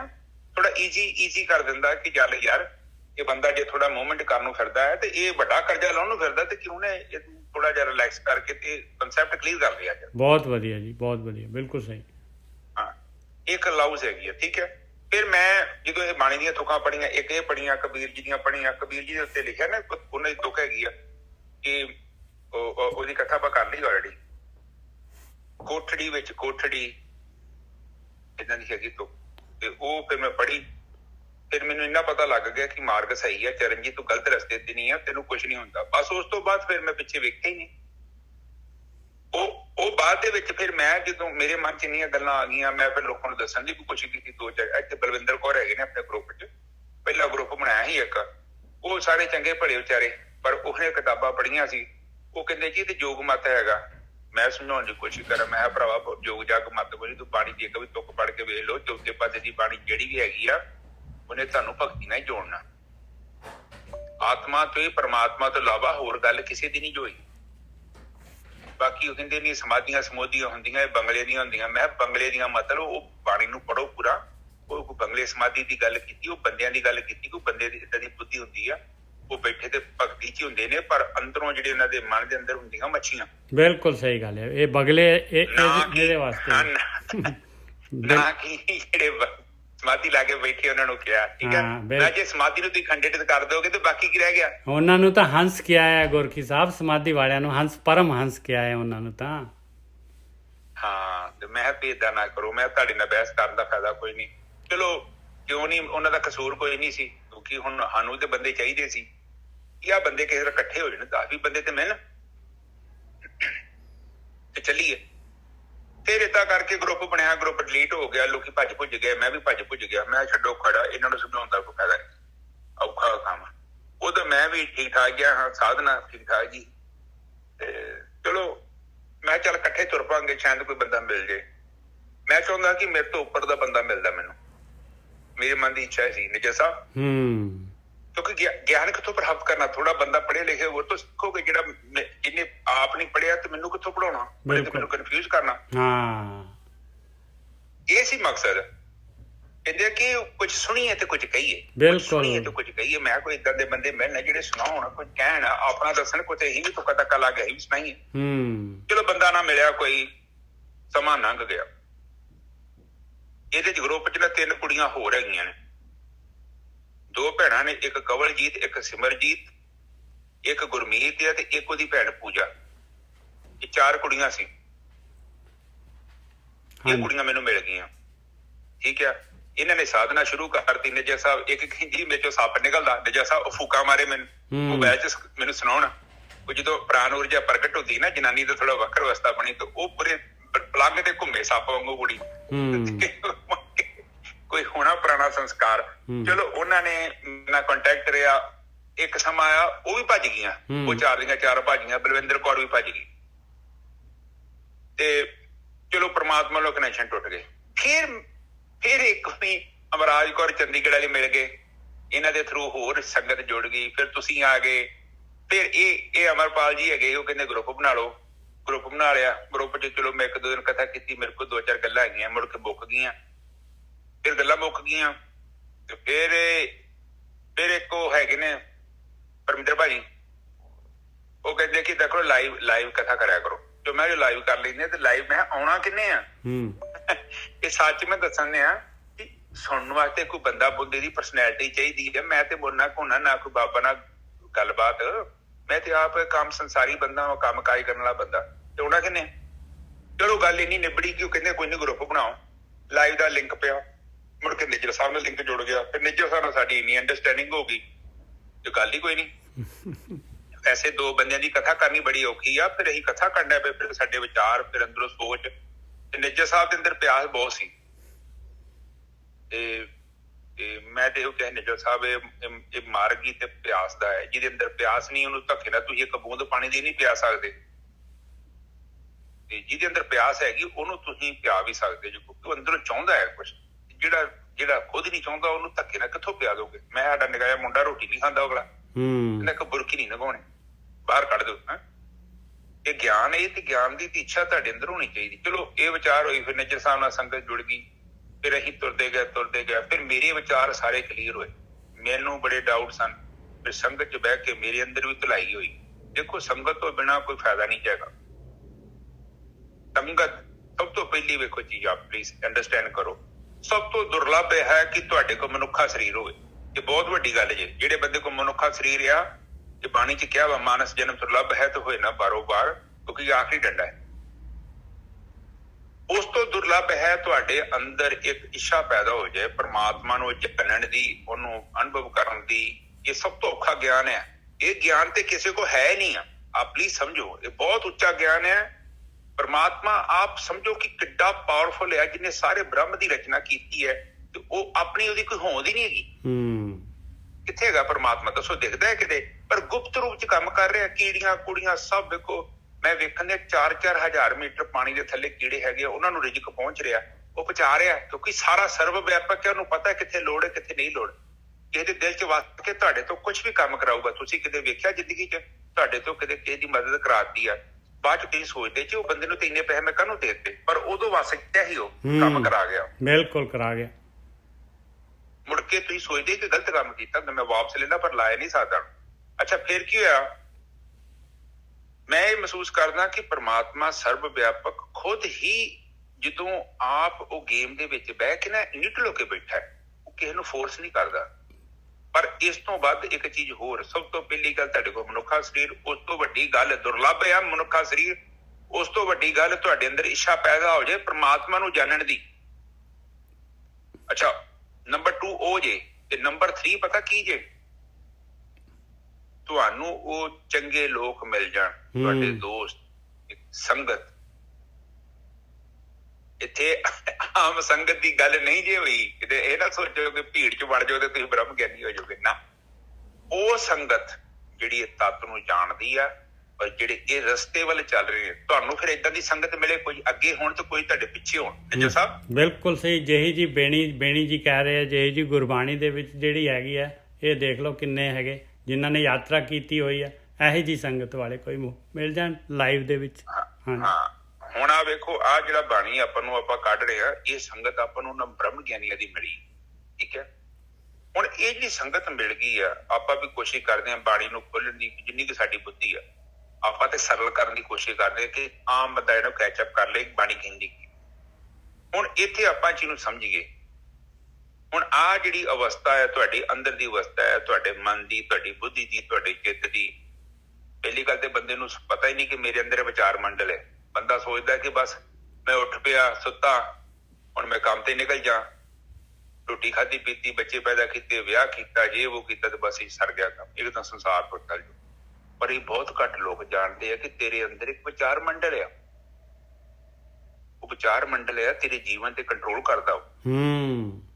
ਉਹ ਵਿਚਾਰ ਮੰਡਲ ਤੇਰੇ ਚਿੱਤ 'ਚ ਆ। ਚਿੱਤ ਦੇ ਅੰਦਰ ਤੇਰੇ ਸੰਸਕਾਰ ਨੇ। ਜਿੱਦਾਂ ਦਾ ਤੂੰ ਸੰਸਕਾਰ ਪੈਦਾ ਕੀਤਾ, ਹੁਣ ਜੇ ਸ਼ਹਿਦ ਰੱਖਿਆ, ਦੁੱਧ ਰੱਖਿਆ, ਕੁਝ ਵੀ ਚੀਜ਼ ਰੱਖੀ ਹੈ, ਉਹਦਾ ਇੱਕ ਇੱਕ ਅਲੱਗ ਟੇਸਟ ਆ। ਉਸੇ ਤਰ੍ਹਾਂ ਤੇਰੇ ਅੰਦਰ ਜੋ ਸੰਸਕਾਰ ਨੇ, ਉਹਦਾ ਇੱਕ ਇੱਕ ਅਲੱਗ ਟੇਸਟ ਹੈਗਾ। ਉਹ ਤੇਰੇ ਜੀਵਨ ਦੇ ਵਿੱਚ ਪ੍ਰਗਟ ਹੋ ਰਿਹਾ। ਬਿਲਕੁਲ। ਹੁਣ ਜੇ ਕਾਮ ਦੇ ਆ, ਕ੍ਰੋਧ ਦੇ ਆ, ਲੋਭ ਦੇ ਆ, ਮੋਹ ਦੇ, ਹੰਕਾਰ ਦੇ ਆ, ਰਾਗ ਦੇ ਆ, ਦਵੈਸ਼ ਦੇ, ਈਰਖਾ, ਰਾਗ, ਕਿਸੇ ਨਾਲ ਲੋੜ ਤੋਂ ਜ਼ਿਆਦਾ ਪਿਆਰ, ਜੇਕਰ ਉਸ ਕਿਸਮ ਦੇ ਸੰਸਕਾਰ ਤੇਰੇ ਚਿੱਤ 'ਚ ਹੈਗੇ ਨਾ, ਉਹਨਾਂ ਨੇ ਤੇਰੇ ਅੰਦਰ ਵਿਚਾਰ ਵੀ ਉਸੇ ਤਰ੍ਹਾਂ ਦੇ ਪੈਦਾ ਕਰਨੇ ਆ। ਤੁਸੀਂ ਦੇਖੋ ਬਾਣੀ ਕਹਿੰਦੀ ਜੋਗੀ ਦੇ ਅੰਦਰ ਜੋਗੀ ਤੇ ਭੋਗੀ ਦੇ ਅੰਦਰ ਭੋਗੀ। ਬਿਲਕੁਲ। ਜੋਗੀ ਨੂੰ ਤੁਸੀਂ ਜਿੱਥੇ ਮਰਜ਼ੀ ਭੇਜ ਦੋ, ਨੱਚਣ ਵਾਲੀ ਉਹਦੇ ਘਰ ਭੇਜ ਦੋ, ਤਵੈਫ ਦੇ ਘਰ ਭੇਜ ਦੋ, ਉਹ ਜੋਗੀ ਹੀ ਜੋਗੀ ਬੈਠਾ ਹੈ, ਉਹਦੇ ਅੰਦਰ ਸਾਰੇ ਯੋਗ ਦੀ ਗੱਲ ਚੱਲੂਗੀ। ਉਹ ਉਸ ਵਿਚਾਰੀ ਦੀ ਮਜਬੂਰੀ ਸਮਝੇਗਾ ਕਿ ਕਿਉਂ ਏਦਾਂ ਕਰ ਰਹੀ ਹੈ। ਬਾਕੀ ਸਾਰੇ ਤੇ ਚੰਗਾ ਜੀਵਨ ਬਤੀਤ ਕਰ ਰਹੇ ਨੇ, ਇੱਕ ਤਾਂ ਵਿਚਾਰੀ ਦੇ ਕਿੱਦਾਂ ਦੇ ਕਰਮ ਹੈ ਜੋ ਏਦਾਂ ਦਾ ਜੀਵਨ ਬਤੀਤ ਕਰ ਰਹੀ ਹੈ। ਤੇ ਜਿਹੜਾ ਭੋਗੀ ਆ, ਤੁਸੀਂ ਇਹਨੂੰ ਗੁਰਦੁਆਰੇ ਲੈ ਜਾਓ। ਬਿਲਕੁਲ ਸਹੀ ਗੱਲ ਹੈ। ਉਹਦੀ ਨਜ਼ਰ 'ਚ ਇੱਕ ਐਨਕ ਲੱਗੀ ਹੋਈ ਆ, ਉਹਨੇ ਗੁਰਦੁਆਰੇ 'ਚ ਵੀ ਭੋਗ ਲੱਭ ਲੈਣਾ। ਔਰ ਉਹ ਭੋਗ ਦਾ ਉਹਨੂੰ ਪਤਾ ਹੈ ਮੈਂ ਕੀ ਵੇਂਦਾ ਪਿਆ, ਕਿਉਂਕਿ ਬਾਣੀ ਕਹਿੰਦੀ ਆ ਕਿ ਜਿਹੜਾ ਕਾਮ ਆ ਜਾਂ ਬੰਗਲਾ ਵਾ, ਉਹਦੀ ਦ੍ਰਿਸ਼ਟੀ ਕਿੱਥੇ ਆ? ਬਗਲੇ ਦੀ ਦ੍ਰਿਸ਼ਟੀ ਮੱਛੀਆਂ 'ਚ ਹੈ, ਬੇਸ਼ੱਕ ਉਹ ਸਮਾਧੀ ਲੀਨ ਆ, ਉਹਦਾ ਮਤਲਬ ਇਹੋ ਹੀ ਆ ਕਿ ਬੇਸ਼ੱਕ ਉਹ ਕੱਪੜੇ ਉਹਨੇ ਬਹੁਤ ਵਧੀਆ ਪਾਏ ਨੇ, ਪਰ ਅੰਦਰ ਉਹਦੇ ਜਿਹੜੀ ਸੁਰਤੀ ਆ, ਉਹਦੀ ਵ੍ਰਿੱਤੀ ਦੇ ਵਿੱਚ ਜਿਹੜਾ ਵਾ, ਉਹਦੇ ਚਿੱਤ ਦੇ ਵਿੱਚ ਉਹ ਮੱਛੀ ਹੈਗੀ, ਭੋਗ ਉਹ ਚਾਹੁੰਦਾ ਹੈ। ਤੇ ਜਿਹੜਾ ਜੋਗੀ ਆ ਉਹਨੇ ਕੀ ਚਾਹੁੰਣਾ? ਉਹ ਤੇ ਸ਼ਾਂਤ ਹੋ ਕੇ ਬੈਠਾ, ਉਹਦਾ ਚਿੱਤ ਸ਼ਾਂਤ ਆ, ਉਹ ਚਿੱਤ ਚ ਕੋਈ ਤਰ੍ਹਾਂ ਪੈਦਾ ਹੋਣ ਦੀ। ਰਾਮਾਨੰਦ ਜੀ ਕਹਿੰਦੇ ਨਾ, ਮੇਰਾ ਚਿੱਤ ਨਾ ਚੱਲੇ ਮਨ ਪਿਓ ਅਭੰਗ, ਮੇਰਾ ਚਿੱਤ ਤੇ ਚੱਲਦਾ ਨਹੀਂ, ਮਨ ਜਿਹੜਾ ਭੰਗ ਹੋ ਗਿਆ, ਲੱਤਾਂ ਮਾਂ ਟੁੱਟ ਗਈਆਂ ਨੇ, ਹੁਣ ਲੂਲਾ ਲੰਗੜਾ ਹੈ, ਬੈਠਾ ਹੈ ਬਸ, ਨਹੀਂ ਚੱਲਦਾ। ਕਤ ਜਾਈ ਉਰੇ ਕਰੇ ਲਾਗੋ ਰੰਗ, ਮੇਰਾ ਚਿੱਤ ਨਾ ਚੱਲੇ ਮਨ ਪਿਓ ਅਭੰਗ। ਠੀਕ ਹੈ, ਇੱਕੋ ਸ਼ਬਦ ਨਾ ਤਾਂ ਵੇਖੋ ਬ੍ਰਹਮ ਗਿਆਨ ਸਮਝਾਤਾ, ਕਹਿੰਦੇ ਕਿੱਥੇ ਜਾਈਏ? ਕਰ ਲਾਗੋ ਰੰਗ। ਘਰ ਦਾ ਮਤਲਬ ਇਹ ਨਹੀਂ ਕੋਈ ਘਰ ਦੀ ਗੱਲ ਕਰਦਾ, ਉਹ ਕਹਿੰਦਾ ਮੇਰੇ ਸਰੀਰ ਕੀ ਤੇ ਰੰਗ ਲੱਗ ਗਿਆ, ਮੈਂ ਇੱਥੇ ਹੀ ਤੇ ਖੇੜਾ ਚੜਿਆ ਪਿਆ, ਨਾਮ ਖਮਾਰੀ ਨਾਨਕਾ ਤੇ ਚੜੀ ਰਹੇ ਦਿਨ ਰਾਤ, ਮੈਂ ਬਾਹਰ ਕਿਉਂ ਜਾਵਾਂ ਕਿ ਮੈਨੂੰ ਸਾਰਾ ਕੁਝ ਮੇਰੇ ਸਰੀਰ 'ਚ ਹੀ ਪ੍ਰਾਪਤ ਹੋ ਗਿਆ। ਤੇ ਜੇ ਸਾਨੂੰ ਅੰਦਰ ਹੀ ਨਹੀਂ ਨਾ ਮਿਲਿਆ ਤੇ ਪ੍ਰਮਾਤਮਾ ਤੁਹਾਨੂੰ ਕਿਤੇ ਨਹੀਂ ਮਿਲੇਗਾ। ਬਾਹਰ ਤੇ ਹੈ ਨਹੀਂ ਜੀ, ਅਜੇ ਤੱਕ ਨਹੀਂ ਕਿਸੇ ਨੂੰ ਮਿਲਿਆ, ਪਰ ਬੰਦਾ ਬਾਹਰ ਲੱਭਦਾ ਫਿਰਦਾ। ਅੱਛਾ, ਹੁਣ ਆਪਾਂ ਕਥਾ ਤੇ ਆ ਜਾਈਏ। ਜੀ ਸਾਹਿਬ ਬੋਲੋ ਜੀ। ਮੈਂ ਹੁਣ ਬਾਣੀ ਤੁਹਾਨੂੰ ਖੋਲੂੰਗਾ, ਤੁਹਾਨੂੰ ਆਪਣੀ ਆਪ ਐਨ ਸਾਰੀ ਖੁੱਲ ਜਾਣੀ ਮਿੰਟੋ ਮਿੰਟ। ईड़ा पिंगला और सुखमना तीन बसें एक ठाई, बेणी संगम तह पिराग, मन मजन करे तिथाई। ठीक है जी। ईड़ा पिंगला ते सुखमना ये तीन नाड़ियां ने, जिद्दां न्यूट्रन इलेक्ट्रॉन ते प्रोटॉन, ये तीन शक्तियां संसार च। दो, एक गर्म है, एक ठंडी ते एक न्यूट्रलाइज, न्यूट्रल कर दी, जिद्दां बत्ती दीयां तारां हुंदियां ना।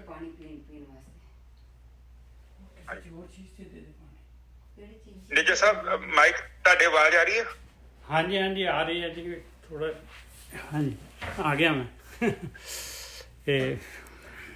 हाँ जी ਕੋਈ ਠੀਕ ਹੈ। वो ना ਇਹ ਤਿੰਨ ਨਾੜੀਆਂ ਨੇ, ਇਹ ਤਿੰਨਾਂ ਨਾੜੀਆਂ ਦਾ ਕੰਮ ਆ ਈੜਾ ਤੇ ਪਿੰਗਲਾ। ਈੜਾ ਦਾ ਮਤਲਬ ਹੈਗੀ ਆ ਠੰਡੀ, ਪਿੰਗਲਾ ਦਾ ਮਤਲਬ ਹੈਗਾ ਗਰਮ। ਈੜਾ ਜਦੋਂ ਵੀ ਤੁਹਾਨੂੰ ਸਮਾਧੀ ਦਊਗੀ, ਠੰਡੇ ਪ੍ਰਕਾਸ਼ ਨਾਲ ਸਮਾਧੀ ਦਊਗੀ। ਪਹਿਲੀ ਸਮਾਧੀ ਤੁਹਾਨੂੰ ਈੜਾ ਸ਼ਕਤੀ ਨੇ ਦੇਣੀ ਆ, ਬੜੀ ਸੀਤਲ ਹੁੰਦੀ ਆ। ਪਾਣੀ ਚ ਕਿਹਾ मेरी बोतलें पईयां तो कोई सिमर बोतल प्रभ अपना मेरा भरियां मन पे तन टेबल गया पे। रोका, दूजी तरफ निजर साहब नहीं, एक तो थल्ले ही पईयां। मेरा मन सीतल होया।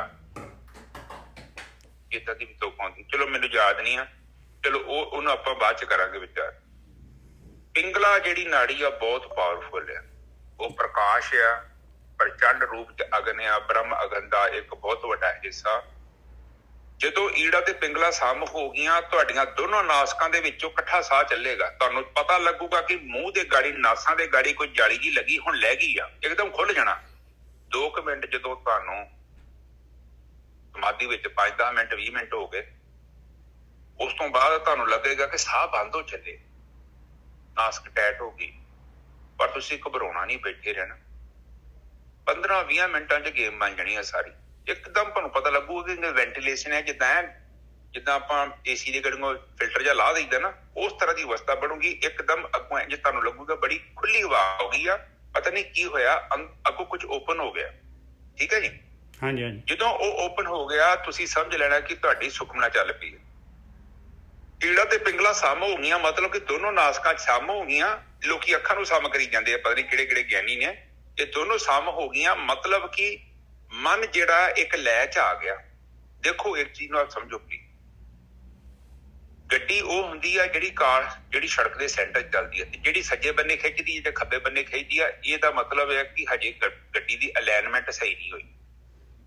ਜਦੋਂ ਤੁਹਾਡੇ ਮਨ ਦੀ ਅਲਾਈਨਮੈਂਟ ਹੋ ਗਈ ਨਾ, ਈੜਾ ਪਿੰਗਲਾ ਅਲਾਈਨਮੈਂਟ ਹੋ ਗਈਆਂ, ਤੇ ਮਨ ਦੀ ਆਪਣੇ ਆਪ ਹੀ ਹੋ ਜਾਣੀ।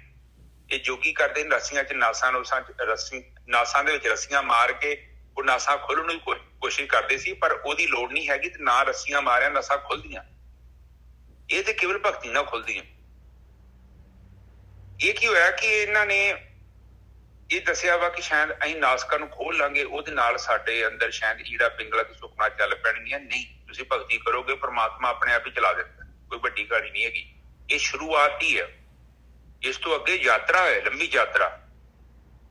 ਕਿਉਂਕਿ ਬ੍ਰਹਮ ਦੇ ਵਿੱਚ ਜਾਣਾ ਕੋਈ ਬੱਚਿਆਂ ਦਾ ਖੇਲ ਨਹੀਂ ਹੈ। ਇਹਦੇ ਲਈ ਬੜਾ ਸੀਰੀਅਸ ਜਿਹੜਾ ਨਾ ਉਹ ਪਾਤਰ ਚਾਹੀਦਾ ਹੈ। ਦੇਖੋ ਪਲੀਜ਼, IPS ਅਫਸਰ ਸਾਰੇ ਨਹੀਂ ਬਣ ਜਾਂਦੇ, ਗੁਰਵੀਰ, ਜਾਂ ਅੰਦਰ ਜਾਂ ਬਾਹਰ। ਤੇ ਇੱਥੇ ਜਿਹੜੇ ਵੀ IPS ਅਫਸਰ ਬਣਦੇ ਆ ਉਹ ਉਹੀ ਬਣਦੇ ਆ ਜਿਹੜੇ ਬੱਚੇ ਬਹੁਤ ਜ਼ਿਆਦਾ ਲਗਨ ਰੱਖਦੇ ਨੇ, ਬਹੁਤ ਜ਼ਿਆਦਾ ਮਿਹਨਤ ਆ। ਆਤਮ ਤੱਤ ਨੂੰ ਜਾਣਨ ਦੇ ਲਈ ਤੁਹਾਡੇ ਅੰਦਰ ਲਗਨ ਬੜੀ ਜ਼ਰੂਰੀ ਹੈ। ਇਹ ਕੁਝ ਗੱਲਾਂ ਮੈਂ ਤੁਹਾਡੇ ਨਾਲ ਕਰਨਾ ਚਾਹੁੰਦਾ ਕਿਉਂਕਿ ਇੱਥੇ ਇਹ ਗੱਲਾਂ ਕਲੀਅਰ ਹੋਣੀਆਂ ਬੜੀਆਂ ਜ਼ਰੂਰੀ ਆ। ਜਿੱਦਾਂ ਕੋਈ ਡਾਕਟਰ ਬਣਨਾ ਚਾਹੁੰਦਾ ਹੈ ਤੇ ਕਿੰਨੇ ਸਾਲ ਦੀ ਪੜ੍ਹਾਈ ਆ, ਇਸੇ ਤਰ੍ਹਾਂ ਹੀ ਜਦੋਂ ਤੁਸੀਂ ਬ੍ਰਹਮ ਦੇ ਵਿੱਚ ਜਾਣਾ ਹੈ, ਉਸ ਬ੍ਰਹਮ ਨੂੰ ਜਾਣਨਾ ਹੈ, ਉਹਦੇ ਲਈ ਤੁਹਾਨੂੰ ਆਪਣੇ ਆਪ ਨੂੰ ਉਸ ਅਨੁਸਾਰ ਢਾਲਣਾ ਪਵੇਗਾ। ਕਿਉਂਕਿ ਰਿਕੁਆਇਰਮੈਂਟ ਹੈਗੀ ਉਹ। ਅੱਛਾ, ਇਹ ਜਿਹੜਾ 2.5 ਤੋਂ 3 ਸਾਲ ਦਾ ਸਮਾਂ ਲੱਗ ਜਾਂਦਾ ਜੀ, ਜਿੱਦਾਂ ਤੁਹਾਡੇ ਅੰਦਰ ਇਹ ਅਵਸਥਾ ਬਣਨੀ ਸ਼ੁਰੂ ਹੋ ਗਈ ਨਾ, ਬਣਨੀ ਤੇ ਸ਼ੁਰੂ 2, 2.5, 3 ਮਹੀਨੇ 'ਚ ਹੋ ਜਾਂਦੀ ਆ। ਪਰ ਆਪ ਲਈ ਸਮਝੋ, ਕਿਸੇ ਵੀ ਰੁੱਖ ਨੂੰ ਜਦੋਂ ਫਲ ਦੇਣਾ ਹੈ ਜਾਂ ਅੰਬ ਨੂੰ, ਉਹਨੂੰ 2, 4 ਸਾਲ 5 ਸਾਲ ਲੱਗਦੇ ਉਹਨੂੰ ਪੌਦੇ ਨੂੰ ਤਿਆਰ ਹੋਣ ਦੇ ਲਈ। ਉਸੇ ਹੀ ਤਰ੍ਹਾਂ ਤੁਹਾਡੇ ਅੰਦਰ ਜਿਹੜੀ ਨਾਮ ਕੁਮਾਰੀ ਨਾਨਕਾ ਚੜੀ ਰਹੇ ਦਿਨ ਰਾਤ ਸੱਚ ਚਿੱਤ ਆਨੰਦ ਵਾਲੀ ਅਵਸਥਾ, ਜਿਹੜੀ ਅਖੰਡ ਅਵਸਥਾ ਕਹਿੰਦੇ ਆ, ਉਹ ਬਣਨ ਦੇ ਲਈ 2.5 ਤੋਂ 3 ਸਾਲ ਦਾ ਸਮਾਂ ਲੱਗਦਾ ਹੈ। ਠੀਕ ਹੈ। ਔਰ ਉਸ ਵੱਲ ਤੁਸੀਂ ਗਤੀ ਕਿੱਦਾਂ ਕਰਦੇ ਹੋ? ਇਹ ਹੋ ਕਿ ਤੁਸੀਂ 10 ਦਿਨ ਗਤੀ ਕੀਤੀ, ਭਗਤੀ ਕੀਤੀ, ਮੁੜ ਕੇ ਮਹੀਨਾ ਭੁੱਲ ਜਾਓ, ਓਦਾਂ ਨਹੀਂ ਜੋ ਗੱਲ ਬਣਨੀ। ਅੱਜ ਮੈਂ ਥੋੜ੍ਹੀਆਂ ਗੱਲਾਂ ਤੁਹਾਡੇ ਨਾਲ ਮੈਂ ਕਰਦੀਆਂ, ਕੋਈ ਸੰਗਤ ਵਾਵਾ ਹੈਗੀ ਆ। ਜੇ ਸੱਚੀ ਤੁਸੀਂ ਕੁਛ ਜਾਣਨਾ ਚਾਹੁੰਦੇ ਜੋ, ਉਸ ਬ੍ਰਹਮ ਨੂੰ ਮਿਲਣਾ ਚਾਹੁੰਦੇ ਜੋ, ਉਸ ਬ੍ਰਹਮ ਨੂੰ ਜਿਹਦੇ ਕੋਲ ਕੋਈ ਨਹੀਂ ਜਾਂਦਾ, ਸਭ ਇੱਥੇ ਬੈਠੇ ਨੇ, ਮੂਰਤੀਆਂ ਮਾਰਤੀਆਂ, ਕੋਈ ਮੰਦਿਰਾਂ 'ਚ ਬੈਠਾ ਹੈ, ਕੋਈ ਧਾਰਮਿਕ ਸਥਾਨਾਂ ਤੇ ਬੈਠਾ ਹੈ। ਪਰਮਾਤਮਾ ਦੇ ਕੋਲ ਜਾਣ ਦੇ ਲਈ ਵੀ ਹਿੰਮਤ ਚਾਹੀਦਾ ਹੈ। ਨਿੱਜਰ ਸਾਹਿਬ, ਹਾਂਜੀ, ਕਿਉਂਕਿ ਉੱਥੇ ਜਾਣਾ ਕੋਈ ਬੱਚਿਆਂ ਦਾ ਖੇਲ ਨਹੀਂ ਹੈ। ਉੱਥੇ ਜਾਣ ਦੇ ਲਈ ਉਹ ਕਹਿੰਦੀ, ਬਾਣੀ ਕਹਿੰਦੇ ਕਿ ਜਿਹੜਾ ਖੰਡਿਓ ਤਿੱਖੀ ਤੇ ਵਾਲੋਂ ਨਿੱਕੀ ਆ, ਮਾਰ ਗਿਆ ਉਹ। ਕਬੀਰ ਜੀ ਕਿਤੇ ਨਹੀਂ ਕਹਿੰਦੇ ਕਿ ਬੜਾ ਆਸਾਨ ਰਸਤਾ ਵਾ, ਬਹੁਤ ਈਜ਼ੀ ਹੈ ਤੇ ਮੈਂ ਤੁਰ ਪਿਆ ਤੇ ਸਿੱਧਾ ਮੈਂ ਪਹੁੰਚ ਗਿਆ। ਉਹ ਕਹਿੰਦੇ ਔਖਟ ਘਾਟੀ ਰਾਮ ਕੀ ਤੈਚੜ ਰਹੋ ਕਬੀਰ। ਕਿ ਉਹ ਜਿਹੜੀ ਯਾਤਰਾ ਵਾ ਥੋੜੀ ਔਖੀ ਆ ਔਰ ਮਜ਼ਾ ਬੜਾ ਵਾ। ਜਦ ਤੱਕ ਚੈਲੰਜ ਨਹੀਂ ਹੈਗਾ, ਮਜ਼ਾ ਨਹੀਂ ਆਵੇਗਾ। ਸਹੀ ਹੈ ਨਿੱਜਰ ਸਾਹਿਬ? ਬਿਲਕੁਲ ਸਹੀ ਹੈ ਜੀ, ਬਿਲਕੁਲ ਸਹੀ ਹੈ। ਇਹਦੇ ਵਾਸਤੇ ਤਾਂ ਜਨਮ ਮਿਲਿਆ ਆਪਾਂ ਨੂੰ, ਇਸੇ ਕੰਮ ਵਾਸਤੇ, ਇਹਦੇ ਵਾਸਤੇ ਹੀ ਤਾਂ ਆਪਾਂ ਗਤੀ ਕਰੀ ਜਾ ਰਹੇ ਹਾਂ। ਪਤਾ ਨਹੀਂ ਕਿੰਨੇ ਜਨਮਾਂ ਦੀ ਗੱਲ, ਜਨਮਾਂ ਤੱਕ ਲੱਗੇ ਹੋਏ ਆ। ਉਸ ਆ ਜਿਹੜਾ ਹੈਗਾ, ਇਹਦੇ ਨਾਲ ਫਲ ਹੈਗਾ, ਭਗਤੀ ਦਾ ਫਲ। ਹਾਂਜੀ। ਆਹ ਛੋਟੇ ਬੱਚੇ ਨਾਲ ਗੇਮ ਖੇਡੋਗੇ ਤੁਹਾਨੂੰ ਬਿਲਕੁਲ ਚੰਗਾ ਨਹੀਂ ਲੱਗੇਗਾ, ਪਰ ਗੇਮ ਇਹ ਦੇਖੋ, ਸਫ਼ਰ ਤੇ ਮੰਜ਼ਿਲ ਤੇ ਪਹੁੰਚਣਾ ਤੇ ਇਕੱਲਾ ਆਨੰਦ ਆ ਨਾ, ਇਹ ਸਫ਼ਰ ਤੇ ਚੱਲਣਾ ਇੱਕ ਬੜਾ ਆਨੰਦ ਆ, ਬਹੁਤ ਆਨੰਦ ਆ। ਅੱਛਾ, ਹੁਣ ਤੁਸੀਂ ਚਿੰਤਾ ਮੁਨੀ ਹੋ ਜਾਣਾ, ਤੁਹਾਨੂੰ ਚਿੰਤਾ ਨਹੀਂ ਰਹੂਗੀ। ਤੁਸੀਂ ਸ਼ੁਰੂ ਕੀਤਾ ਥੋੜਾ ਜਿਹਾ ਸਫ਼ਰ, ਆਟੋਮੈਟਿਕਲੀ ਸੰਸਾਰ ਤੁਹਾਡੇ ਤੋਂ ਅਲੱਗ ਹੋ ਜਾਏਗਾ। ਜਿੱਦਾਂ ਕਿਸ਼ਤੀ ਅੱਗੇ ਚੱਲਦੀ ਨਾ, ਤੁਸੀਂ ਵੇਖਿਆ ਆਹ ਦਰਿਆ ਦੇ ਵਿੱਚ ਹਰਿਆ ਕਾਈ ਜੀ ਜੰਮੀ ਹੁੰਦੀ ਆ, ਜਿਵੇਂ ਜਿਵੇਂ ਕਿਸ਼ਤੀ ਅੱਗੇ ਵੱਧਦੀ ਨਾ, ਉਹ ਆਪਣੇ ਆਪ ਹੀ ਸਾਈਡ ਹੋ ਜਾਂਦੀ ਆ। ਇਸੇ ਹੀ ਤਰ੍ਹਾਂ ਇਹ ਜਿਹੜਾ ਸੰਸਾਰ ਆ, ਪਹਿਲਾਂ ਪ੍ਰਕਿਰਤੀ ਨੇ ਤੁਹਾਡੇ ਤੇ ਜ਼ੋਰ ਪਾਉਣਾ, ਤੁਹਾਨੂੰ ਰੋਕਣ ਦੀ ਕੋਸ਼ਿਸ਼ ਕਰਨੀ, ਮੁੜ ਕੇ ਪ੍ਰਕਿਰਤੀ ਨੇ ਆਪਣਾ ਰੂਪ ਬਦਲ ਦੇਣਾ। ਫਿਰ ਉਹਨੇ ਕੋਸ਼ਿਸ਼ ਕਰਨੀ ਹੈ ਤੁਸੀਂ ਵਧੋਗੇ, ਕਿ ਪ੍ਰਕਿਰਤੀ ਵੀ ਚਾਹੁੰਦੀ ਹੈ ਕੋਈ ਬੰਦਾ ਨਿਕਲ ਜੇ। ਪ੍ਰਕਿਰਤੀ ਵੀ ਨਿੱਜਰ ਸਾਹਿਬ ਚਾਹੁੰਦੀ ਹੈ ਪੁਰਸ਼ ਨੂੰ ਮਿਲਣਾ। ਬਿਲਕੁਲ ਸਹੀ ਗੱਲ ਹੈ, ਬਿਲਕੁਲ ਸਹੀ ਗੱਲ ਹੈ। ਇਸੇ ਵਾਸਤੇ ਤਾਂ ਪਰਮਾਤਮਾ ਨੇ ਇਹ ਸਾਰਾ ਕੁਛ, ਇਹ ਸਾਰੀ ਗੇਮ ਹੀ ਪਰਮਾਤਮਾ ਦੀ ਇਹੀ ਹੈ ਵੀ ਮੇਰੇ ਕੋਲ ਆਏ ਕੋਈ ਪਰਮਾਤਮਾ ਤਾਂ ਉਹਨੂੰ ਸਹਾਇਤਾ ਕਰੂਗਾ ਹੀ ਕਰੂਗਾ। ਪ੍ਰਕਿਰਤੀ ਵੀ ਪ੍ਰਕਿਰਤੀ ਪਰਮਾਤਮਾ ਤੋਂ ਵੱਖਰੀ ਥੋੜੀ ਨਾ, ਉਹਦੇ ਅਧੀਨ ਹੀ ਹੈਗੀ। ਹਾਂ, ਵੇਖੋ ਬਾਣੀ 'ਚ ਵੀ ਲਿਖਿਆ ਪੁਆਟਰੀ ਦਿੱਤੀ ਹੈ। ਹਾਂ, ਪੁਆਟਰੀ ਦਿੱਤੀ, ਫਿਰ ਉਹਨੂੰ ਹੀ ਵਿਚਾਰੇ ਨੂੰ ਪਤਾ ਲੱਗਦਾ। ਜਦੋਂ ਕਿਤੇ ਵੇਖਿਆ ਨੀ, ਉਹ ਗੇਮ ਹੁੰਦੀ ਹੈ, ਬੰਦੇ ਨੂੰ ਘੁਮਾ ਕੇ ਅੱਖਾਂ ਬੰਦ ਕੇ ਛੱਡ ਦਈਏ ਤੇ ਮੁੜ ਕੇ ਉਹਨੂੰ ਪਤਾ ਨੀ ਲੱਗਦਾ ਮੈਂ ਕਿੱਥੇ ਆ, ਕੀ ਕਰਨਾ। ਬਿਲਕੁਲ, ਉਹ ਫਿਰ ਲੱਭਦਾ ਫਿਰਦਾ। ਇਸੇ ਤਰ੍ਹਾਂ ਪ੍ਰਕਿਰਤੀ 'ਚ ਪੁਆਟਰੀ ਦਿੱਤੀ। ਹੁਣ ਇੱਥੇ ਆਪਾਂ ਪਲੀਜ਼, ਫਿਰ ਮੈਂ ਕਥਾ ਤੇ ਵਾਪਸ ਆਉਣਾ। ਹੁਣ ਇੱਥੇ ਆਪਾਂ ਪਹੁੰਚ ਗਏ ਈੜਾ ਪਿੰਗਲਾ ਸੁਖਮਣਾ। ਇਹ 3 ਨਾੜੀਆਂ ਨੇ, ਇਹ ਤਿੰਨਾਂ ਨੂੰ ਬਹੁਤ ਯੋਗਦਾਨ ਆ। ਜਦ ਤੱਕ ਈੜਾ ਪਿੰਗਲਾ ਤੇ ਸੁਖਮਣਾ ਪ੍ਰਗਟ ਨਹੀਂ ਹੁੰਦੀਆਂ, ਤੁਸੀਂ ਨਿਰਵਿਚਾਰ ਨਹੀਂ ਹੋ ਸਕਦੇ। ਇਹ ਪੱਥਰ ਤੇ ਲਕੀਰ ਹੈ ਨਿੱਜਰ ਸਾਹਿਬ। ਸਮਾਧੀ ਉਦੋਂ ਮਿਲੂਗੀ ਜਦੋਂ ਪ੍ਰਗਟ ਹੋਊਗੀ, ਕੋਈ ਵੀ ਪ੍ਰਗਟ ਹੋ ਜਾਏ। ਨਿਰਵਿਚਾਰ ਸਮਾਧੀ ਦੇ ਵਿੱਚ ਜਾਣ ਦਾ ਮਤਲਬ ਹੀ ਇਹੋ ਹੀ ਆ ਕਿ ਤੁਹਾਡੀਆਂ ਜਿਹੜੀਆਂ ਨਾੜੀਆਂ ਉਹ ਪ੍ਰਗਟ ਹੋ ਗਈਆਂ ਵਾ। ਹੁਣ ਤੁਸੀਂ ਕਈਆਂ ਦੇ ਸਰੀਰ ਹੋ ਗਏ ਬਿਰਥ, ਉਹਨਾਂ ਵਿਚਾਰਿਆਂ ਨੂੰ ਪਤਾ ਨਹੀਂ ਲੱਗਦਾ ਕਿ ਮੇਰੀ ਪ੍ਰਗਟ ਹੋਈ ਜਾਂ ਨਹੀਂ ਹੋਈ, ਕਿਉਂਕਿ ਉਹ ਜਿਹੜੀ એનર્ਜੀ ਹੈ ਨਾ, ਹੁਣ ਉਸ ਲੈਵਲ ਤੇ ਨਹੀਂ ਪ੍ਰਗਟ ਹੋਊਗੀ ਜਿਸ ਲੈਵਲ ਤੇ ਜਵਾਨੀ 'ਚ ਪ੍ਰਗਟ ਹੋਊਗੀ। ਕਿਉਂਕਿ ਸਰੀਰ ਦੇ ਹਿਸਾਬ ਨਾਲ ਹੀ ਹੁੰਦੀ ਆ। ਹੁਣ ਤੁਸੀਂ ਗੱਡੀ ਦੇ ਵਿੱਚ ਤੇਲ ਪਾ ਲਓ, ਮੈਂ ਕਹਿੰਦਾ ਵਾ ਉਹਦੇ ਟਾਇਰ ਨਵੇਂ ਪਾ ਲਓ, ਪਰ ਭੱਜਣੀ ਓਨੀ ਕਿ ਜਿੰਨਾ ਕੁ ਉਹਦਾ ਇੰਜਣ ਹੈ। ਨਿੱਜਰ ਸਾਹਿਬ, ਬਿਲਕੁਲ ਸਹੀ ਗੱਲ ਹੈ, ਬਿਲਕੁਲ ਸਹੀ ਗੱਲ ਹੈ। ਪੈਟਰੋਲ ਉਹ 'ਚ ਵੀ ਪੈਂਦਾ ਵਾ, ਬਾਕੀ ਸਾਰਾ ਕੋਈ ਟਾਇਰ ਵੀ ਨਵੇਂ ਪਾ ਦੋ, ਸੀਟਾਂ ਨਵੀਆਂ ਪਾ ਦੋ, ਪਰ ਉਹਦੇ ਇੰਜਣ ਦੀ ਜਿੰਨੀ ਕਪੈਸਿਟੀ ਗੱਡੀ ਉਨੀ ਕੁ ਭੱਜਣੀ ਹੈ। ਠੀਕ ਹੈ। ਇਹ ਹਰ ਇੱਕ ਸਰੀਰ ਦਾ ਅਲੱਗ ਅਲੱਗ ਸਿਸਟਮ ਹੈ। ਅੱਛਾ, ਇਹ ਕਹਿੰਦੇ ਨੇ ਕਿ ਇੱਕ ਜਗ੍ਹਾ ਤੇ ਇਹ ਇਕੱਠੀਆਂ ਹੋਣੀਆਂ ਨੇ। ਇਹ ਪ੍ਰਾਗ ਦੇ ਵਿੱਚ ਨਾ ਜਮਨਾ, ਗੰਗਾ ਤੇ ਸਰਸਵਤੀ ਦਾ ਮਿਲਨ ਹੁੰਦਾ। ਤਿੰਨੇ ਨਦੀਆਂ ਇਕੱਠੀਆਂ ਹੋ ਜਾਂਦੀਆਂ। ਉਸ ਪ੍ਰਾਗ ਦੇ ਵਿੱਚ ਜਿੱਦਾਂ ਦਾ ਮਹਾਤਮ ਬਣਦਾ ਹੈ, ਉਹਨੂੰ ਸਨਮਾਨ ਦਿੱਤਾ ਹੈ। ਉਸੇ ਤਰ੍ਹਾਂ ਹੀ ਤ੍ਰਿਕੋਟੀ ਹੈ, ਤ੍ਰਿਵੇਣੀ ਸੰਗਮ ਸਾਡੇ ਮੱਥੇ ਦੇ ਵਿਚਕਾਰ ਹੁੰਦਾ ਹੈ। ਇਹ ਤਿੰਨੇ ਇਕੱਠੀਆਂ ਹੋ ਕੇ ਅੰਦਰ ਨੂੰ ਜਾਂਦੀਆਂ ਨੇ। ਇਹਨਾਂ ਨੇ ਤਿੰਨਾਂ ਨੇ ਜਦੋਂ ਆਪਣਾ ਜ਼ੋਰ ਲਾਇਆ, ਉਸ ਤੋਂ ਬਾਅਦ ਅੰਦਰ ਦਾ ਇੱਕ ਕਵਾੜ ਹੈਗਾ ਹੈ, ਜਿਹਨੂੰ ਮੈਂ ਦਰਵਾਜ਼ਾ ਕਹਿੰਦਾ ਵਾਂ, ਉਹ ਖੁੱਲੇਗਾ। ਕਿਉਂਕਿ ਜਦ ਤੱਕ ਇਹ ਤਿੰਨੇ ਇਕੱਠੀਆਂ ਨਹੀਂ ਹੁੰਦੀਆਂ, ਉਹਨਾਂ ਚਿਰ ਤੱਕ ਉਹ ਦਰਵਾਜ਼ਾ ਨਹੀਂ ਜੋ ਖੁੱਲਣਾ। ਮਸਤਕ ਦੇ ਵਿੱਚ ਪ੍ਰਕਾਸ਼ ਨਹੀਂ ਜੋ ਡਾਇਰੈਕਟ ਜਾ ਸਕਦਾ। ਇਹ ਮਨ ਅੰਦਰ ਹੈਗਾ, ਕਿ ਚੇਤਨਾ ਸਭ ਤੋਂ ਜ਼ਿਆਦਾ ਅੰਦਰ ਹੈ। ਉਹਨੂੰ ਸ਼ੁੱਧ ਕਰਨ ਦੇ ਲਈ ਇੱਕੋ ਹੀ ਤਰੀਕਾ ਹੈ, ਇਹ ਜਮਨਾ, ਗੰਗਾ ਤੇ ਸਰਸਵਤੀ ਦਾ ਪਾਣੀ ਉੱਪਰ ਚੜੂਗਾ, ਫਿਰ ਇਹਦੇ ਵਿੱਚ ਇਸ਼ਨਾਨ ਕਰਦਾ ਨਿੱਜਰ ਸਾਹਿਬ ਮਨ। ਬਿਲਕੁਲ, ਕਿਉਂਕਿ ਪ੍ਰਾਣ ਚਾਹੀਦਾ, ਬੜੀ ਸ਼ੁੱਧ એનર્ਜੀ ਚਾਹੀਦੀ ਹੈ, ਫਿਰ ਉੱਚ ਪਵਿੱਤਰ ਹੁੰਦਾ ਹੈ। ਉਹ ਫਿਰ ਕਹਿੰਦੇ ਇਸ ਮਨ ਕੋ ਜਨਮ ਜਨਮ ਕੀ ਮਲ ਲੱਗ। ਕਾਲਾ ਹੋਇਆ ਸਵਾ। ਹੁਣ ਕਿੱਦਾਂ ਧੋਈਏ? ਇੱਥੇ ਤੁਸੀਂ ਸਰਫ ਨਾਲ ਧੋਓਗੇ ਜਾਂ ਸ਼ੈਂਪੂ ਨਾਲ ਧੋਓਗੇ? ਨਹੀਂ, ਉਹਨੂੰ ਧੋਣ ਦਾ ਅਰੇਂਜਮੈਂਟ ਪਰਮਾਤਮਾ ਨੇ ਅੰਦਰ ਹੀ ਪਾ ਕੇ ਰੱਖਿਆ ਹੈ। ਇਸ ਕਹਿੰਦੇ ਆ ਕਿ ਗੁਰਮੁਖ ਹੋਵੇ ਤੇ ਕਾਇਆ ਖੋਜੇ, ਹੋਰ ਸਭ ਭਰਮ ਭੁਲਾਏ। ਜਿਹੜਾ ਗੁਰਮੁਖ ਆ, ਜਿਹੜਾ ਉਹ ਜਾਣਨਾ ਚਾਹੁੰਦਾ ਰਾਜ ਨੂੰ, ਉਹ ਆਪਣੀ ਕਾਇਆ ਦੀ ਖੋਜ ਕਰਦਾ ਹੈ। ਤੇ ਜੇ ਕੋਈ ਬਾਹਰ ਟੱਕਰਾ ਮਾਰਦਾ ਹੈ ਤਾਂ ਭਰਮਾਂ ਦੇ ਵਿੱਚ ਬੈਠਾ ਹੈ, ਉਹਨੂੰ ਕੁਝ ਵੀ ਪ੍ਰਾਪਤ ਨਹੀਂ ਹੋਵੇਗਾ। ਹਾਂਜੀ ਨਿਰਜਾ ਸਾਹਿਬ, ਅਗਲੀ ਬੋਲੋ। ਬੇਣੀ ਸੰਗਮ। ਹਾਂ, ਇੱਕ ਗੱਲ ਹੋਰ ਸੰਗਤ ਜੀ, ਇੱਕ ਅੱਜ ਥੋੜ੍ਹੀ ਜਿਹੀ ਲੰਬੀ ਕਥਾ ਹੋਏਗੀ, ਤੇ ਕਿਉਂਕਿ ਜੇ ਕੁਛ ਲੈਣਾ ਹੈ ਤੇ ਉਹਦੇ ਵਾਸਤੇ ਥੋੜ੍ਹਾ ਜਿਹਾ ਆਪਾਂ ਨੂੰ ਦੇਣਾ ਪਊਗਾ। ਬੇਣੀ ਸੰਗਮ ਤਹਿ ਪਿਰਾਗ, ਮਨ ਮਜਨ ਕਰੇ ਤਿਥਾਈ। ਬੇਣੀ ਜੀ ਕਹਿੰਦੇ ਆ ਤ੍ਰਿਵੇਣੀ। ਇੱਥੇ ਬੇਣੀ ਜੀ ਆਪਣਾ ਨਾਮ ਨਹੀਂ ਲਿਖੇ, ਕਹਿੰਦੇ ਉੱਥੇ ਤ੍ਰਿਵੇਣੀ। ਬੇਣੀ ਦਾ ਮਤਲਬ ਤ੍ਰਿਵੇਣੀ ਦਾ ਸੰਗਮ ਆ ਉਸ ਜਗ੍ਹਾ ਤੇ। ਪਿਰਾਗ ਆ, ਪ੍ਰਯਾਗ ਕਹਿੰਦੇ ਆ। ਪ੍ਰਯਾਗ 'ਚ ਮਿਲਦੀਆਂ, ਉਹਨੂੰ ਕਹਿੰਦੇ ਆ ਤੇਰੇ ਮੱਥੇ ਤੇ ਜਿੱਥੇ ਆ ਤ੍ਰਿਕੁਟੀ ਹੈਗੀ, ਉੱਥੇ ਤਿੰਨੋਂ ਜਿਹੜੀਆਂ ਹੈਗੀਆਂ ਈੜਾ, ਪਿੰਗਲਾ, ਸੁਖਮਨਾ ਮਿਲਦੀਆਂ। ਔਰ ਮਨ ਨੇ ਮਜਨ ਕਰਨਾ ਹੈ। ਮਨ ਨੇ ਮਜਨ ਕਰਨਾ ਹੈ। ਮਨ ਨੇ ਕੱਲ੍ਹ ਹੀ ਮਜਨ ਕਰਨਾ ਹੈ, ਕਿਉਂਕਿ ਮਨ ਨੂੰ ਜਨਮਾਂ ਦੀ ਮੈਲ ਲੱਗੀ ਹੋਈ ਹੈ। ਮਨ ਮਜਨ ਕਰੇ ਤਿਥਾਈ, ਸੰਤੋ ਤਹਾਂ ਨਿਰੰਜਨ ਰਾਮ ਹੈ। ਹੋਇਆ ਭਾਈ ਨਿਰੰਜਨ ਮਾਇਆ ਤੋਂ ਰਹਿਤ। ਉਹ ਮਾਲਕ ਪਰਮਾਤਮਾ ਨੂੰ ਮਿਲਣ ਦਾ ਰਸਤਾ, ਪਰਮਾਤਮਾ ਨੂੰ ਜੇ ਭੇਟਣਾ ਹੈਗਾ ਤੇ ਤ੍ਰਿਵੇਣੀ ਦਾ ਸੰਗਮ ਕਰਾਉਣਾ ਪੈਣਾ ਭਾਈ। ਗੁਰਗਮ ਚੀਨੇ ਬਿਰਲਾ ਕੋਏ। ਗੁਰੂ ਦੇ ਅਨੁਸਾਰ, ਗਿਆਨ ਦੇ ਅਨੁਸਾਰ, ਬ੍ਰਹਮ ਗਿਆਨੀਆਂ ਤੋਂ ਇਹ ਜਿਹੜਾ ਹੈਗਾ ਗਿਆਨ, ਗੁਰੂ ਦੀ ਮੱਤ ਲੈ ਕੇ ਪ੍ਰੈਕਟੀਕਲ ਕਰਕੇ ਕੋਈ ਟਾਵਾਂ ਜਿਹੜਾ ਹੈਗਾ ਉਹਨੂੰ ਚੀਨਦਾ ਹੈਗਾ। ਤੇ ਉਹਨੂੰ ਕੀ ਮਿਲਦਾ ਹੈ? ਤਹਾਂ ਨਿਰੰਜਨ ਰਮਈਆ ਹੋਏ। ਉੱਥੇ ਨਿਰੰਜਨ ਮਾਲਕ ਪਰਮਾਤਮਾ, ਉਹਨੂੰ ਉਹ ਮਾਲਕ ਦੇ ਨਾਲ ਇੱਕ ਮਿਕ ਹੁੰਦਾ ਹੈ। ਹਾਂਜੀ ਵੀਰ ਜੀ, ਰਹਾਓ।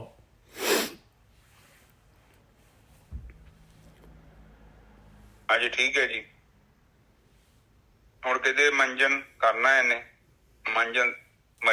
ਮਜਨ ਦਾ ਮਤਲਬ ਇਸ਼ਨਾਨ ਕਰਨਾ ਹੈ। ਹਾਂ, ਇਹ ਤਿੰਨਾਂ ਨਾੜੀਆਂ ਦੇ ਪ੍ਰਕਾਸ਼ ਇਸ਼ਨਾਨ ਕਰੇਗਾ, ਫਿਰ ਆਪਣੀ ਮਲੀਨਤਾ ਨੂੰ ਦੂਰ ਕਰ ਲਏਗਾ। ਇਹਦੇ ਤੋਂ ਰਜੋ, ਤਮੋ ਤੇ ਸਤੋ, ਤਿੰਨਾਂ ਦੇ ਜਿਹੜੇ ਪ੍ਰਭਾਵ ਨੇ ਉਹ ਇਹ ਤੋਂ ਦੂਰ ਹੋ ਜਾਣਗੇ। ਜਿਵੇਂ ਜਿਵੇਂ ਤੁਹਾਡਾ ਮਨ ਇਸ਼ਨਾਨ ਕਰਦਾ ਗਿਆ, ਤੁਹਾਡੇ ਜੀਵਨ 'ਚੋਂ ਔਗਣ ਘਟਨੇ ਸ਼ੁਰੂ ਹੋਣੇ ਜ਼ਰੂਰੀ ਨੇ। ਜੇਕਰ ਨਹੀਂ ਘਟ ਰਹੇ ਤੇ ਇਹਦਾ ਮਤਲਬ ਅਜੇ ਸਫ਼ਰ ਦੇ ਵਿੱਚ ਚੱਲ ਰਹੇ ਆ, ਅਜੇ ਗੱਲ ਨਹੀਂ ਬਣੀ। ਨਹੀਂ, ਪਰ ਇੱਕ ਗੱਲ ਹੈ ਗੋਰਖੀ ਸਾਹਿਬ, ਦੇਖੋ ਇੱਥੇ ਜਿਹੜਾ ਹੈਗਾ ਆਪਣੇ ਅੰਦਰ ਪਰਿਵਰਤਨ ਆਉਣਾ ਚਾਹੀਦਾ, ਪੋਜ਼ਿਟਿਵ ਹੋਣਾ ਚਾਹੀਦਾ। ਆਪਾਂ ਨੂੰ ਆਪਣੇ ਅੰਦਰ ਜਿਹੜੀ ਹੈਗੀ ਸ਼ਾਂਤੀ ਆਉਣੀ ਲਾਜ਼ਮੀ ਹੈਗੀ ਆ। ਥੋੜ੍ਹਾ ਆਪਾਂ ਨੂੰ ਪਤਾ ਲੱਗਣਾ ਲਾਜ਼ਮੀ ਹੋਣਾ ਚਾਹੀਦਾ ਹੈ। ਨਹੀਂ ਤਾਂ ਸਮਝ ਲਓ ਵੀ ਕੋਈ ਨਾ ਕੋਈ ਆਪਾਂ ਜਿਹੜੇ ਹੈਗੇ ਇਹ ਕੰਮ ਜਿਹੜਾ ਸਹੀ ਨਹੀਂ ਕਰ ਰਹੇ, ਗਾਈਡੈਂਸ ਦੀ ਲੋੜ ਹੈਗੀ। ਹਾਂਜੀ ਵੀਰ ਜੀ, ਬਿਲਕੁਲ ਠੀਕ ਹੈ ਜੀ। ਹੁਣ ਤੁਸੀਂ ਕੱਪੜਾ ਧੋ, ਸਾਬਣ ਲਾਓਗੇ, ਭਾਵੇਂ ਤੁਸੀਂ 1 ਮਿੰਟ ਹੀ ਰਗੜਿਆ ਵਾ, ਉਹਨੇ ਥੋੜੀ ਬਹੁਤੀ ਮੈਲ ਤੇ ਲੈਣੀ ਹੈ ਨਾ, ਲਾਉਣੀ ਹੈ ਨਾ। ਮੁੜ ਕੇ ਮੈਲ ਜਿਹੜੀ ਆ ਪਾਣੀ 'ਚ ਵੇਖ ਲਓ, ਰੁੜਦੀ ਪਈ ਹੈ ਤੇ ਮਤਲਬ ਕੱਪੜਾ ਸਾਫ਼ ਹੋ ਰਿਹਾ। ਜੇ ਤੁਸੀਂ ਪਾਣੀ ਲਾਇਆ ਵਾ, ਸਾਬਣ ਵੀ ਲਾਉਂਦੇ ਜੇ, ਤੇ ਪਾਣੀ ਚਿੱਟਾ ਦਾ ਚਿੱਟਾ ਹੀ ਆ, ਤਾਂ ਫਿਰ ਇਹਦਾ ਮਤਲਬ ਕੀ ਹੈ? ਜਾਂ ਤੇ ਤੁਸੀਂ ਧੋ ਨਹੀਂ ਰਹੇ ਤੇ ਜਾਂ ਸਾਬਣ 'ਚ ਦਮ ਨਹੀਂ। ਬਿਲਕੁਲ ਸਹੀ ਇਹੋ ਚੀਜ਼ ਹੈ। ਹਾਂ, ਪਾਣੀ 'ਚ ਮਲੀਨਤਾ ਹੋਣੀ ਚਾਹੀਦੀ ਹੈ ਕੱਪੜੇ ਦੀ, ਠੀਕ ਹੈ। ਇਸੇ ਤਰ੍ਹਾਂ ਤੁਹਾਡੇ ਜੀਵਨ 'ਚ ਔਗਣ ਖਤਮ ਹੋਣੇ ਜ਼ਰੂਰੀ ਹੈ। ਫਿਰ ਕਹਿੰਦੇ ਆ ਸੰਤੋ ਤਹਾਂ ਨਿਰੰਜਨ ਰਾਮ ਹੈ। ਗੁਰਗਮ ਹੈ ਚੀਨਾ ਰਾਮ ਹੈਗਾ ਜੀ। ਹਾਂ ਬਿਲਕੁਲ ਰਾਮ। ਨਿਰੰਜਨ ਮਤਲਬ ਕਾਲਕ ਤੋਂ ਰਹਿਤ। ਗੁਰਗਮ ਚੀਨੇ ਬਿਰਲਾ ਕੋਏ, ਪਰ ਚੀਨ ਦਾ ਕੋਈ ਬਿਰਲਾ ਹੀ ਹੈ ਭਾਈ। ਗੁਰੂ ਦੇ ਅਨੁਸਾਰ, ਗਿਆਨ ਦੇ ਅਨੁਸਾਰ, ਬ੍ਰਹਮ ਗਿਆਨ ਦੇ ਅਨੁਸਾਰ ਕੋਈ ਟਾਵਾਂ ਚੀਨਦਾ ਹੈ। ਹਾਂਜੀ ਵੀਰ ਜੀ। ਹਾਂਜੀ, ਹੁਣ ਸਾਨੂੰ ਪਤਾ ਉੱਥੇ ਚੰਦਰਮਾ ਹੈਗਾ, ਸਾਰੇ ਥੋੜੀ ਚੰਦਰਮਾ ਤੇ ਚੱਲ ਜਾਂਦੇ ਆ। ਹਾਂ, ਕਹਿਣ ਦੀਆਂ ਗੱਲਾਂ ਹੀ ਕੋਈ ਤਾਈਓ ਤੇ ਕਹਿੰਦੇ ਕੋਈ ਦਾ ਮਤਲਬ ਕਿ ਪਤਾ ਸਾਰਿਆਂ ਨੂੰ ਚੰਦਰਮਾ ਹੈਗਾ, ਪਰ ਚੰਦਰਮਾ ਤੇ ਬੰਦੇ ਉਹੀ ਜਾਂਦੇ ਨੇ ਜਿਹੜੇ ਉਸ ਡਾਇਰੈਕਸ਼ਨ ਵੱਲ ਗਤੀ ਕਰ ਰਹੇ ਨੇ ਜਾਂ ਉਸ ਕਿਸਮ ਦੀ ਪੜ੍ਹਾਈ ਕਰ ਰਹੇ ਨੇ। ਬਿਲਕੁਲ ਸਹੀ। ਜਿਹੜਾ ਇਨਸਾਨ ਜਿਹੜਾ ਹੈਗਾ ਮਿਹਨਤ ਕਰ ਰਿਹਾ ਹੈ, ਗੋਰਖੀ ਸਾਹਿਬ, ਉਹਨੇ ਜਿਹੜਾ ਹੈਗਾ ਨਾ, ਭਾਵੇਂ ਅੱਜ ਨਹੀਂ ਤਾਂ ਕੱਲ ਉਹਨੇ ਜ਼ਰੂਰ ਪਹੁੰਚਣਾ ਹੈ ਮੰਜ਼ਿਲ ਦੇ ਉੱਤੇ। ਭਾਵੇਂ ਲੇਟ ਪਹੁੰਚੂਗਾ ਜ਼ਰੂਰ ਬਸ। ਪਰ ਜਿਹੜਾ ਬੈਠਾ ਹੀ ਹੈ, ਜਿਹੜਾ ਚੱਲ ਹੀ ਨਹੀਂ ਰਿਹਾ, ਉਹਦੀ ਤਾਂ ਪੋਸੀਬਿਲਿਟੀ ਹੈ ਨਹੀਂ ਗੀ। ਹਾਂਜੀ ਵੀਰ ਜੀ।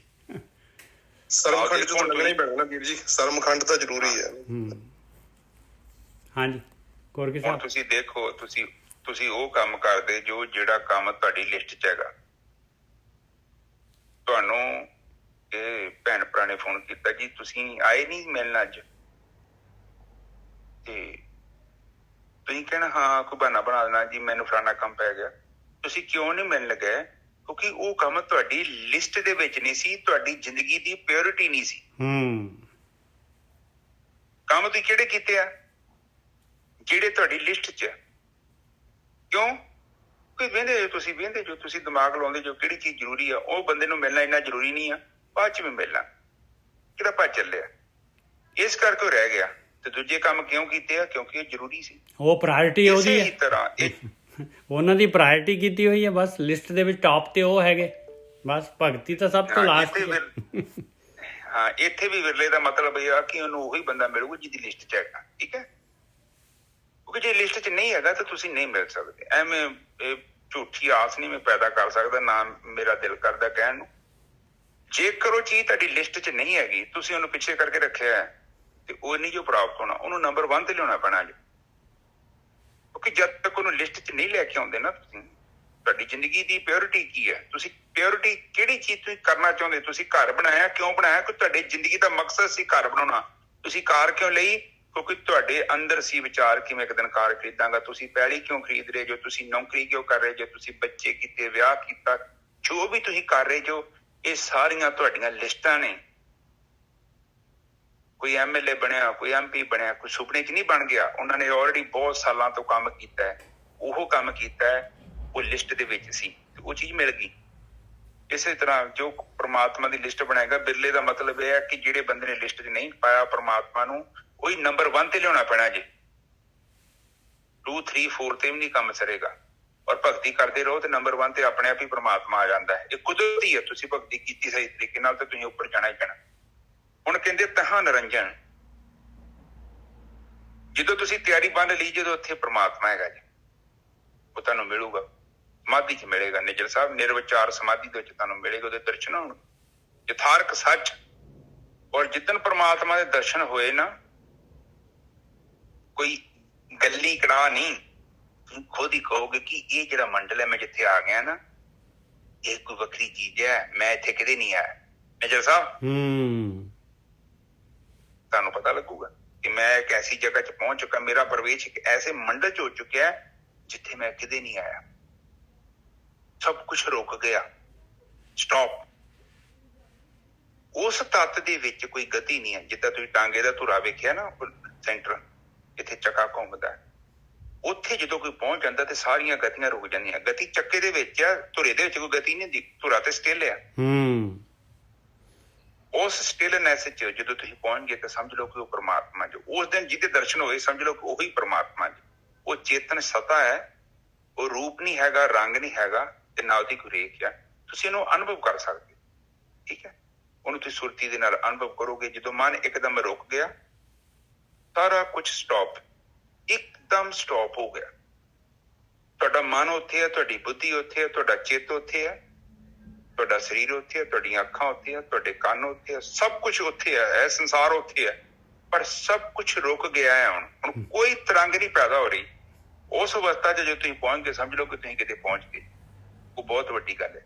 ਜਦੋਂ ਵੀ ਤੁਸੀਂ ਪਹੁੰਚੇ ਤੇ ਉਸ ਤੋਂ ਬਾਅਦ ਵੇਖੋ ਤੁਹਾਡਾ ਜੀਵਨ ਇੱਕਦਮ ਬਦਲਣਾ ਸ਼ੁਰੂ ਹੋ ਜਾਏਗਾ। ਹਾਂਜੀ ਨਿਜਰ ਸਾਹਿਬ, ਅੱਗੇ ਇਹ ਤਹਾਂ ਨਿਰੰਜਨ ਜਿਹੜਾ ਕਿਹਾ ਨਾ, ਰਾਮ ਹੈ, ਇਹ ਨਿਰੰਜਨ ਰਾਮ ਤੁਹਾਨੂੰ ਉੱਥੇ ਮਿਲਣਾ ਜੀ। ਹਾਂਜੀ ਅੱਗੇ ਚੱਲੀਏ। ਰਹਾਓ ਦੇਵ ਸਥਾਨੇ ਕਿਆ ਨਿਸ਼ਾਨੀ, ਦੇਵ ਸਥਾਨੇ ਕਿਆ ਨਿਸ਼ਾਨੀ। ਕਹਿੰਦੇ ਉਹਦੀ ਨਿਸ਼ਾਨੀ ਕੀ ਹੈ ਭਾਈ? ਉਹ ਤਾਂ ਪਤਾ ਤਾਂ ਲੱਗੇ ਵੀ ਮੈਂ ਸਹੀ ਦੇਵ ਸਥਾਨ ਵੱਲ ਜਾ ਰਹੇ ਹਾਂ। ਕਬੀਰ ਜੀ ਕਹਿੰਦੇ ਆ ਜਦ ਤੂੰ ਜਿਹੜਾ ਹੈਗਾ ਤ੍ਰਿਵੇਣੀ ਦੇ ਕੋਲ ਪਹੁੰਚੇਗਾ ਨਾ ਤੇ ਤੇਰੇ ਅੰਦਰ ਤੈਂ ਬਾਜੇ ਸ਼ਬਦ ਅਨਾਹਦ ਬਾਣੀ, ਤੇਰੇ ਅੰਦਰ ਆ ਸ਼ਬਦ ਅਨਹਦ ਸ਼ਬਦ ਤੇਰੇ ਅੰਦਰ ਆਪਣੇ ਆਪ ਵੱਜਣ ਲੱਗ ਜਾਣਗੇ। ਉਹਦੇ ਨੇੜੇ ਹੀ ਪਹੁੰਚਣ ਦੇ ਨਾਲ ਹਾਲੇ ਤ੍ਰਿਵੇਣੀ ਤੇ ਪਹੁੰਚਿਆ ਨਹੀਂ ਹੈ, ਇਸ਼ਨਾਨ ਨਹੀਂ ਕੀਤਾ, ਪਰ ਪਹਿਲਾਂ ਹੀ ਪਤਾ ਲੱਗ ਜਾਣਾ ਤੈਨੂੰ ਵੀ ਆ ਵੀ ਇੱਥੇ ਹੈ ਕੁਛ ਨਾ ਕੁਛ। ਹਾਂਜੀ ਵੀਰ ਜੀ। ਹਾਂਜੀ, ਇਹਦੀ ਇੱਕ ਹੋਰ ਪਛਾਣ ਆ ਕਿ ਬਾਣੀ ਚ ਹੁੰਦਾ ਨਾ ਗੁਰਮੁਖ ਨਾਦਮ ਗੁਰਮੁਖ ਵੇਦਮ। ਗੁਰਮੁਖ ਹੋ ਜਿਹਦੇ ਅੰਦਰ ਨਾਦ ਪ੍ਰਗਟ ਹੋ ਗਿਆ। ਨਾਦ ਜਿਹੜਾ ਹੈ, ਨਾਦ ਉਸ ਪ੍ਰਾਣ ਊਰਜਾ ਦੇ ਨਾਲ ਵੱਜਦਾ ਹੈ। ਜਿਹੜਾ ਈੜਾ ਪਿੰਗਲਾ ਸੁਖਣਾ ਦਾ ਜਦੋਂ ਇਹਨਾਂ ਦਾ ਪ੍ਰਭਾਵ ਉਹਨੂੰ ਵਧਿਆ ਨਾ, ਤੁਹਾਨੂੰ ਇੱਕ ਅੰਦਰ ਇੱਕ ਨਾਦ ਸੁਣੇਗਾ। ਅਨਹਦ ਨਾਦ ਕਹਿੰਦੇ ਆਪਾਂ ਨੂੰ। ਇੱਕ ਤੇ ਹੁੰਦਾ ਜੇ ਆਪਾਂ ਕਿਸੇ ਚੀਜ਼ ਨਾਲ ਚੀਜ਼ ਮਾਰੀ ਤੇ ਉਹਦੀ ਆਵਾਜ਼ ਆਈ, ਇਹਨੂੰ ਅਨਹਦ ਨਾਦ ਕਹਿੰਦੇ ਆ। ਮਤਲਬ ਕਿ ਕਿਸੇ ਚੀਜ਼ ਦੀ ਚੋਟ ਤੋਂ ਬਿਨਾਂ ਇੱਕ ਨਾਦ ਪ੍ਰਗਟ ਹੋ ਜਾਣਾ। ਉਹ ਨਾਦ ਜਿਹੜਾ ਤੁਹਾਡੇ ਅੰਦਰ ਵੱਜੇਗਾ, ਉਹ ਨਾਦ ਦੇ ਨਾਲ ਹੀ ਤੁਹਾਡੇ ਜੀਵਨ ਦੇ ਵਿੱਚ ਜਿਹੜਾ ਨਾ ਪਰਿਵਰਤਨ ਆਉਣਾ ਸ਼ੁਰੂ ਹੋਵੇਗਾ। ਇਹ ਨਾਦ ਸੁਣਨਾ, ਉਦੋਂ ਤੁਹਾਨੂੰ ਦੱਸਿਆ ਵੀ ਹੈ ਪਹਿਲਾਂ, ਈਅਰ ਪਲੱਗ ਮਿਲਦੇ ਨੇ। ਉਹ ਥੋੜੇ ਬਹੁਤੇ ਈਅਰ ਪਲੱਗ ਤੁਸੀਂ ਮੰਗਾ ਲਓ, 300 ਰੁਪਏ ਦੇ ਆਉਂਦੇ ਇੰਡੀਆ 'ਚ 10-12, ਤੇ ਉਹਨਾਂ ਨੂੰ ਮੰਗਾ ਕੇ ਸਾਧਨਾ ਕਰਨੀ ਆ ਤੇ ਉਹ ਕੰਨਾਂ 'ਚ ਪਾ ਕੇ ਕਰਨੀ ਆ। ਉਹਦੇ ਨਾਲ ਤੁਹਾਨੂੰ ਬਹੁਤ ਫਾਇਦਾ ਮਿਲੂਗਾ। ਜੇ ਕਿ ਕੋਈ ਨਹੀਂ ਹੈਗਾ, ਲਿੰਕ ਮੇਰੇ ਕੋਲ ਮੰਗਵਾ ਲਿਓ, ਮੈਂ ਤੁਹਾਨੂੰ ਸੈਂਡ ਕਰ ਦੂੰਗਾ। ਤੇ ਫਲਿੱਪਕਾਰਟ ਤੋਂ ਜਾਂ ਐਮਾਜੋਨ ਤੋਂ ਤੁਸੀਂ ਮੰਗਾ ਸਕਦੇ ਇੰਡੀਆ 'ਚ। ਉਹਨਾਂ ਨੂੰ ਪਾਓਗੇ ਕੰਨਾਂ ਦੇ ਵਿੱਚ ਤੇ ਉਹਦੇ ਨਾਲ ਤੁਹਾਨੂੰ ਨਾਦ ਆਪਣੇ ਆਪ ਹੀ ਸੁਣਾਈ ਦੇਣ ਲੱਗ ਪਏਗਾ। ਠੀਕ ਹੈ ਜੀ। ਹੁਣ ਅਗਲੇ ਬੰਨੇ ਕਹਿ ਰਹੇ ਨੇ ਤੈ ਚੰਦ ਸੂਰਜ ਆ ਤਾਂ ਬੋਲਣ ਜੇ। ਹਾਂਜੀ। ਤੈ ਚੰਦ ਨਾ ਸੂਰਜ ਪਾਉਣ ਨਾ ਪਾਣੀ, ਸਾਖੀ ਜਾਗੀ ਗੁਰਮੁਖ ਜਾਣੀ। ਕਹਿੰਦੇ ਉਸ ਜਗ੍ਹਾ ਤੇ ਆ ਜਿਹੜੇ 5 ਤੱਤਾਂ ਦੀ ਰਚਨਾ, ਆਕਾਰ ਜੋ ਹੈਗਾ, ਪ੍ਰਕਿਰਤੀ ਜਿਹੜੀ ਹੈਗੀ ਆ, ਉਹ ਸਾਰੀ ਦੀ ਸਾਰੀ ਜਿਹੜੀ ਆ ਉਹਦਾ ਬੋਧ ਨਹੀਂ ਹੁੰਦਾ ਉਸ ਜਗ੍ਹਾ ਤੇ। ਤਹਿ ਦੇਵ ਸਥਾਨ ਨੇ ਕਿਆ ਨਿਸ਼ਾਨੀ, ਤਹਿ ਬਾਜੇ ਸ਼ਬਦ ਅਨਾਹਦ ਬਾਣੀ, ਤਹਿ ਚੰਦ ਨਾ ਸੂਰਜ ਪਾਉਣ ਨਾ ਪਾਣੀ, ਸਾਖੀ ਜਾਗੀ ਗੁਰਮੁਖੇ ਜਾਣੀ। ਕਹਿੰਦੇ ਇਹ ਤਾਂ ਪ੍ਰੈਕਟੀਕਲ ਹੋ ਗਿਆ ਭਾਈ। ਸਿੱਖਿਆ ਜਿਹੜੀ ਸੀਗੀ ਜਾਗ ਗਈ, ਸਿੱਖਿਆ ਪ੍ਰੈਕਟੀਕਲ ਹੋ ਗਿਆ। ਇਹ ਤਾਂ ਸਾਹਮਣੇ ਹੋ ਗਿਆ। ਮੈਨੂੰ ਪ੍ਰੈਕਟੀਕਲ ਕਰ ਲਿਆ ਮੈਂ। ਇਹਦੀ ਸਾਖੀ ਸੀਗੀ, ਥਿਉਰੀ ਸੀਗੀ, ਇਹ ਤਾਂ ਪ੍ਰੈਕਟੀਕਲ ਹੋ ਗਈ। ਥਿਉਰੀ ਪ੍ਰੈਕਟੀਕਲ ਕਰ ਲਿਆ ਥਿਉਰੀ ਦੇ ਅਨੁਸਾਰ। ਕਹਿੰਦੇ ਕਿਵੇਂ ਕਰ ਲਿਆ ਭਾਈ? ਕਹਿੰਦੇ ਗੁਰਮੁਖੇ ਜਾਣੀ, ਬ੍ਰਹਮ ਗਿਆਨੀਆਂ ਤੋਂ ਜਾਣ ਲਿਆ ਸੀਗਾ। ਜਿਵੇਂ ਉਹਨਾਂ ਨੇ ਦੱਸਿਆ ਸੀ ਕਰਦਾ ਗਿਆ ਮੈਂ, ਤੇ ਆਹ ਮੇਰੀ ਥਿਉਰੀ ਪ੍ਰੈਕਟੀਕਲ 'ਚ ਬਦਲ ਗਈ। ਮੈਂ ਪ੍ਰੈਕਟੀਕਲ ਕਰਕੇ ਦੇਖ ਲਿਆ, ਮੇਰੇ ਅੰਦਰ ਆਹ ਚੀਜ਼ ਹਕੀਕਤ ਹੋ ਗਈ, ਮੇਰਾ ਆਪਣਾ ਗਿਆਨ ਹੋ ਗਿਆ। ਹਾਂਜੀ ਵੀਰ ਜੀ।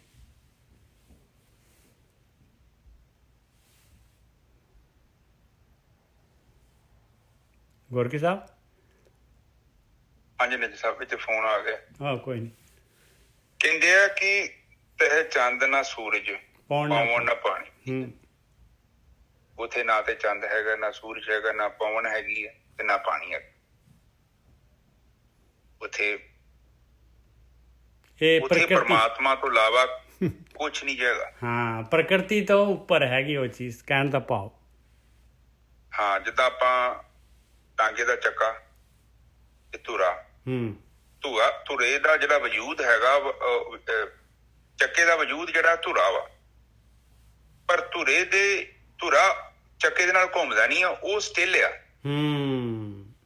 ਪ੍ਰਕਿਰਤੀ ਜਿਹੜੀ ਆ ਗਤੀ ਹੀ। ਦੇਖੋ ਇਹ ਚੀਜ਼ ਨੂੰ ਸਮਝੋ, ਪਰਮਾਤਮਾ ਜਿਹੜਾ ਵਾ ਉਹ ਚੇਤਨ ਆ, ਪ੍ਰਕਿਰਤੀ ਜੜ ਆ। ਪਰਮਾਤਮਾ ਚੇਤਨ ਹੋ ਕੇ ਉਹ ਗਤੀਹੀਨ, ਮਤਲਬ ਗਤੀ ਨਹੀਂ ਕਰਦਾ। ਪ੍ਰਕਿਰਤੀ ਜੜ ਹੋ ਕੇ ਗਤੀ ਕਰਦੀ ਹੈ। ਬਿਲਕੁਲ ਸਹੀ ਗੱਲ ਹੈ, ਬਿਲਕੁਲ ਸਹੀ ਗੱਲ ਹੈ। ਪਰਮਾਤਮਾ ਚੇਤਨ ਆ, ਇਹਦੇ ਬਾਵਜੂਦ ਉਹ ਗਤੀਹੀਨ ਹੈ, ਤੱਤ ਆ।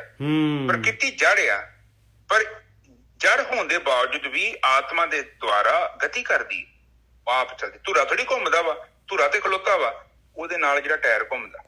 ਠੀਕ ਹੈ। ਹੁਣ ਇਹ ਤਾਂ ਇੱਥੇ ਇਹ ਚੀਜ਼ ਨੂੰ ਸਮਝੋ ਕਿ ਇੱਥੇ ਇਹ ਤੱਤ ਤੁਹਾਨੂੰ ਨਹੀਂ ਮਿਲਣੇ। ਇੱਥੇ ਕਿਉਂ ਨਹੀਂ ਮਿਲਣੇ? ਕਿਉਂਕਿ ਤੁਹਾਨੂੰ ਇਹ ਤੋਂ ਅੱਗੇ ਜਾਣਾ ਪੈਣਾ, ਤੁਹਾਨੂੰ ਮਨ ਤੋਂ ਅੱਗੇ ਜਾਣਾ ਪੈਣਾ, ਤੁਹਾਨੂੰ ਚਿੱਤ ਤੋਂ ਅੱਗੇ ਜਾਣਾ ਪੈਣਾ, ਇਹਨਾਂ ਤੱਤਾਂ ਤੋਂ ਅੱਗੇ ਲੰਘਣਾ ਪੈਣਾ, ਤੁਹਾਨੂੰ ਗਿਆਨ ਇੰਦਰੀਆਂ, ਕਰਮ ਇੰਦਰੀਆਂ ਤੋਂ ਵੀ ਅੱਗੇ ਜਾਣਾ ਪੈਣਾ। ਔਰ ਉਸ ਤੱਤ ਨੂੰ ਅਨੁਭਵ ਪਤਾ ਕਿੰਨੇ ਕਰਨਾ ਜੀ? ਤੁਹਾਡੀ ਸੁਰਤੀ ਨੇ। ਸੁਰਤੀ ਨੇ ਤਾਂ ਵਿਚਾਰ ਮੰਡਲ ਤੋਂ ਅੱਗੇ ਜਾਣਾ ਹੈ ਜੀ, ਖਿੱਚੇ ਜਾਣਾ ਹੈ। ਹਾਂ ਸੁਰਤੀ ਹੈਗੀ ਜੋ ਤੁਹਾਡੀ ਜਿਹੜੀ ਜੀਵ ਦੀ ਸੁਰਤ ਹੈ ਨਾ, ਉਹਨੇ ਅਨੁਭਵ ਕਰਨਾ।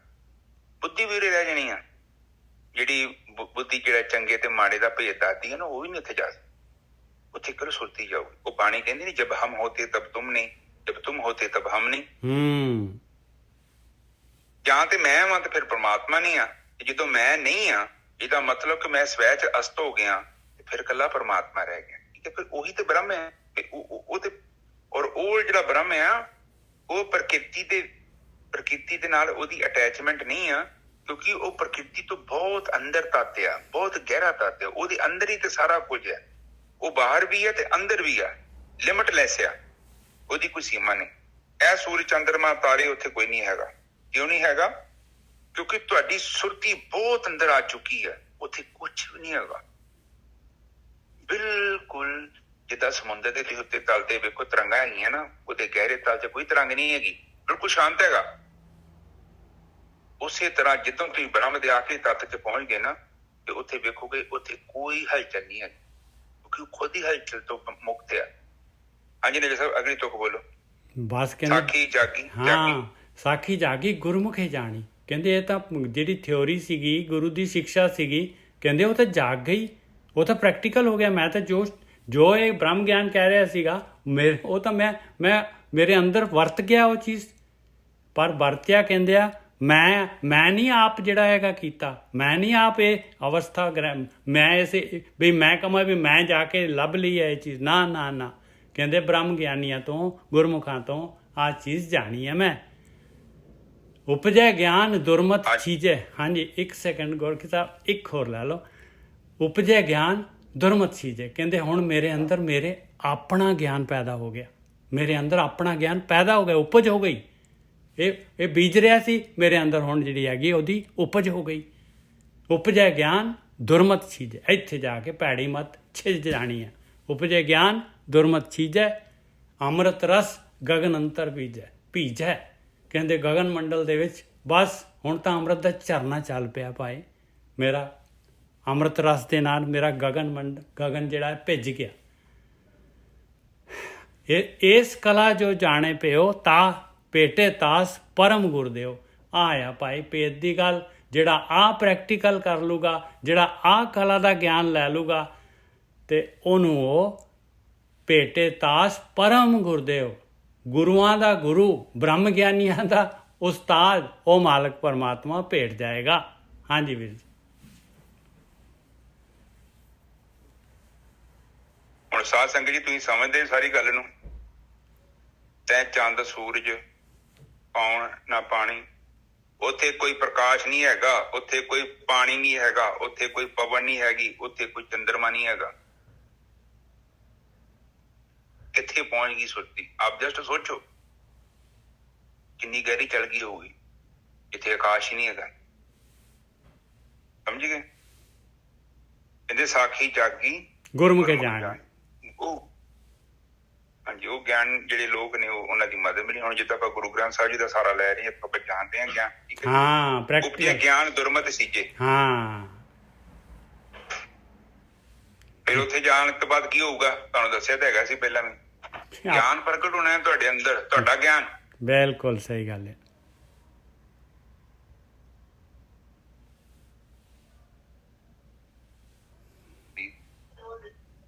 ਹਾਂਜੀ, ਗਿਆਨ ਉਪਜੇ ਨਿੱਜਰ ਸਾਹਿਬ, ਜਿੱਦਾਂ ਫਸਲ ਨਹੀਂ ਉੱਗ ਜਾਂਦੀ। ਬਿਲਕੁਲ ਸਹੀ ਗੱਲ ਹੈ, ਬਿਲਕੁਲ ਸਹੀ ਗੱਲ ਹੈ। ਆਪਣਾ ਗਿਆਨ ਪੈਦਾ ਹੋਏਗਾ ਭਾਈ, ਕਿਉਂਕਿ ਤੁਹਾਡਾ ਗਿਆਨ ਆ। ਜੇ ਤੁਸੀਂ ਤੁਹਾਡਾ ਗਿਆਨ ਨਹੀਂ ਹੈ ਤਾਂ ਫਿਰ ਤੇ ਕਹਾਣੀ ਮੁੰਡੇ ਵਾਲੀ ਹੋਣੀ ਆ, ਗਵਾਚੀ ਮੱਝ ਆ, ਤੇ ਲਿਖਣੀ ਸਟੋਰੀ ਦੂਜੀ ਹੀ, ਲਿਖੋ ਜੇ ਹੋਰ ਹੋਣਾ ਤੁਸੀਂ। ਪੁਆਇੰਟ ਤੇ ਗੱਲ ਨਹੀਂ ਹੋਊਗੀ। ਤੇ ਕਹਿੰਦੇ ਅੰਮ੍ਰਿਤ ਰਸ ਗਗਨ ਅੰਤਰ ਭੀਜੈ। ਤੇ ਉਹ ਜਿਹੜਾ ਰਸ ਆ, ਉਹ ਜਦੋਂ ਤੁਹਾਨੂੰ ਮਿਲ ਗਿਆ ਤੇ ਫਿਰ ਬਸ ਉਹ ਅੰਮ੍ਰਿਤ ਰਸ ਆ। ਉਹ ਧਾਰਾ ਜਿਹੜੀ ਤਾਂ ਬੜੀ, ਦੇਖੋ ਸੰਸਾਰਿਕ ਸੁੱਖ ਹੈ ਨਾ, ਤੁਸੀਂ ਕੋਈ ਵੀ ਸੁੱਖ ਪ੍ਰਾਪਤ ਕਰਕੇ ਵੇਖ ਲਓ, ਉਹ ਸੁੱਖ ਦੇ ਪਿੱਛੇ ਦੁੱਖ ਆ ਔਰ ਯਥਾਰਥ ਨਹੀਂ ਹੈਗਾ, ਉਹ ਟੈਂਪਰੇਰੀ ਆ। ਤੇ ਜਿੰਨਾ ਚਿਰ ਤੱਕ ਤੁਹਾਨੂੰ ਅੰਮ੍ਰਿਤ ਰੂਪੀ ਧਾਰਾ ਨਹੀਂ ਨਾ ਮਿਲਦੀ, ਉਹਨਾਂ ਚਿਰ ਤੱਕ ਸਮਝ ਲਓ ਕਿ ਉਹ ਤੁਹਾਡੇ ਅੰਦਰ ਜਿਹੜੀ ਅੰਦਰ ਹੈਗੀ ਮਨ ਰੂਪੀ ਜਿਹੜਾ ਹੈਗਾ ਤੱਤ ਆ, ਉਹਦੀ ਤ੍ਰਿਪਤੀ ਨਹੀਂ ਹੋਣੀ। ਹੁਣ ਪਾਣੀ ਪੀਣ ਤੋਂ ਬਾਅਦ ਆਪਣੀ ਪਿਆਸ ਬੁਝਦੀ ਨਾ, ਉਸੇ ਹੀ ਤਰ੍ਹਾਂ ਜਿੰਨਾ ਚਿਰ ਤੱਕ ਉਹ ਅੰਮ੍ਰਿਤ ਦੀ ਧਾਰਾ ਨੂੰ ਮਨ ਪੀਂਦਾ ਨਹੀਂ ਨਾ, ਉਹਨਾਂ ਚਿਰ ਇਹਦੀ ਪਿਆਸ ਨਹੀਂ ਜੀ ਪੁੱਜਣੀ। ਠੀਕ ਹੈ ਜੀ ਮੇਜਰ ਸਾਹਿਬ, ਅੱਗੇ ਤੋਂ ਬੋਲੋ। ਹਾਂਜੀ। ਇਸ ਕਲਾ ਜੋ ਜਾਣੇ ਪਿਓ ਭੇਟਾ ਤਾਸ ਪਰਮ ਗੁਰਦੇਵ। ਕਹਿੰਦੇ ਆਇਆ ਕਲਾ ਪਾਈ, ਆਇਆ ਕਰਮ, ਆਇਆ ਐਕਸ਼ਨ, ਆਇਆ ਸਕਿੱਲ। ਇਸ ਕਲਾ ਜੋ ਜਾਣੇ ਪਿਓ, ਇਸ ਕਲਾ ਦਾ ਭੇਤ ਜਿਹਨੂੰ ਆ ਗਿਆ, ਜਿਹਨੂੰ ਆਹ ਕੰਮ ਕਰਨਾ ਆ ਗਿਆ, ਭੇਟੇ ਤਾਸ ਪਰਮ ਗੁਰਦੇਵ।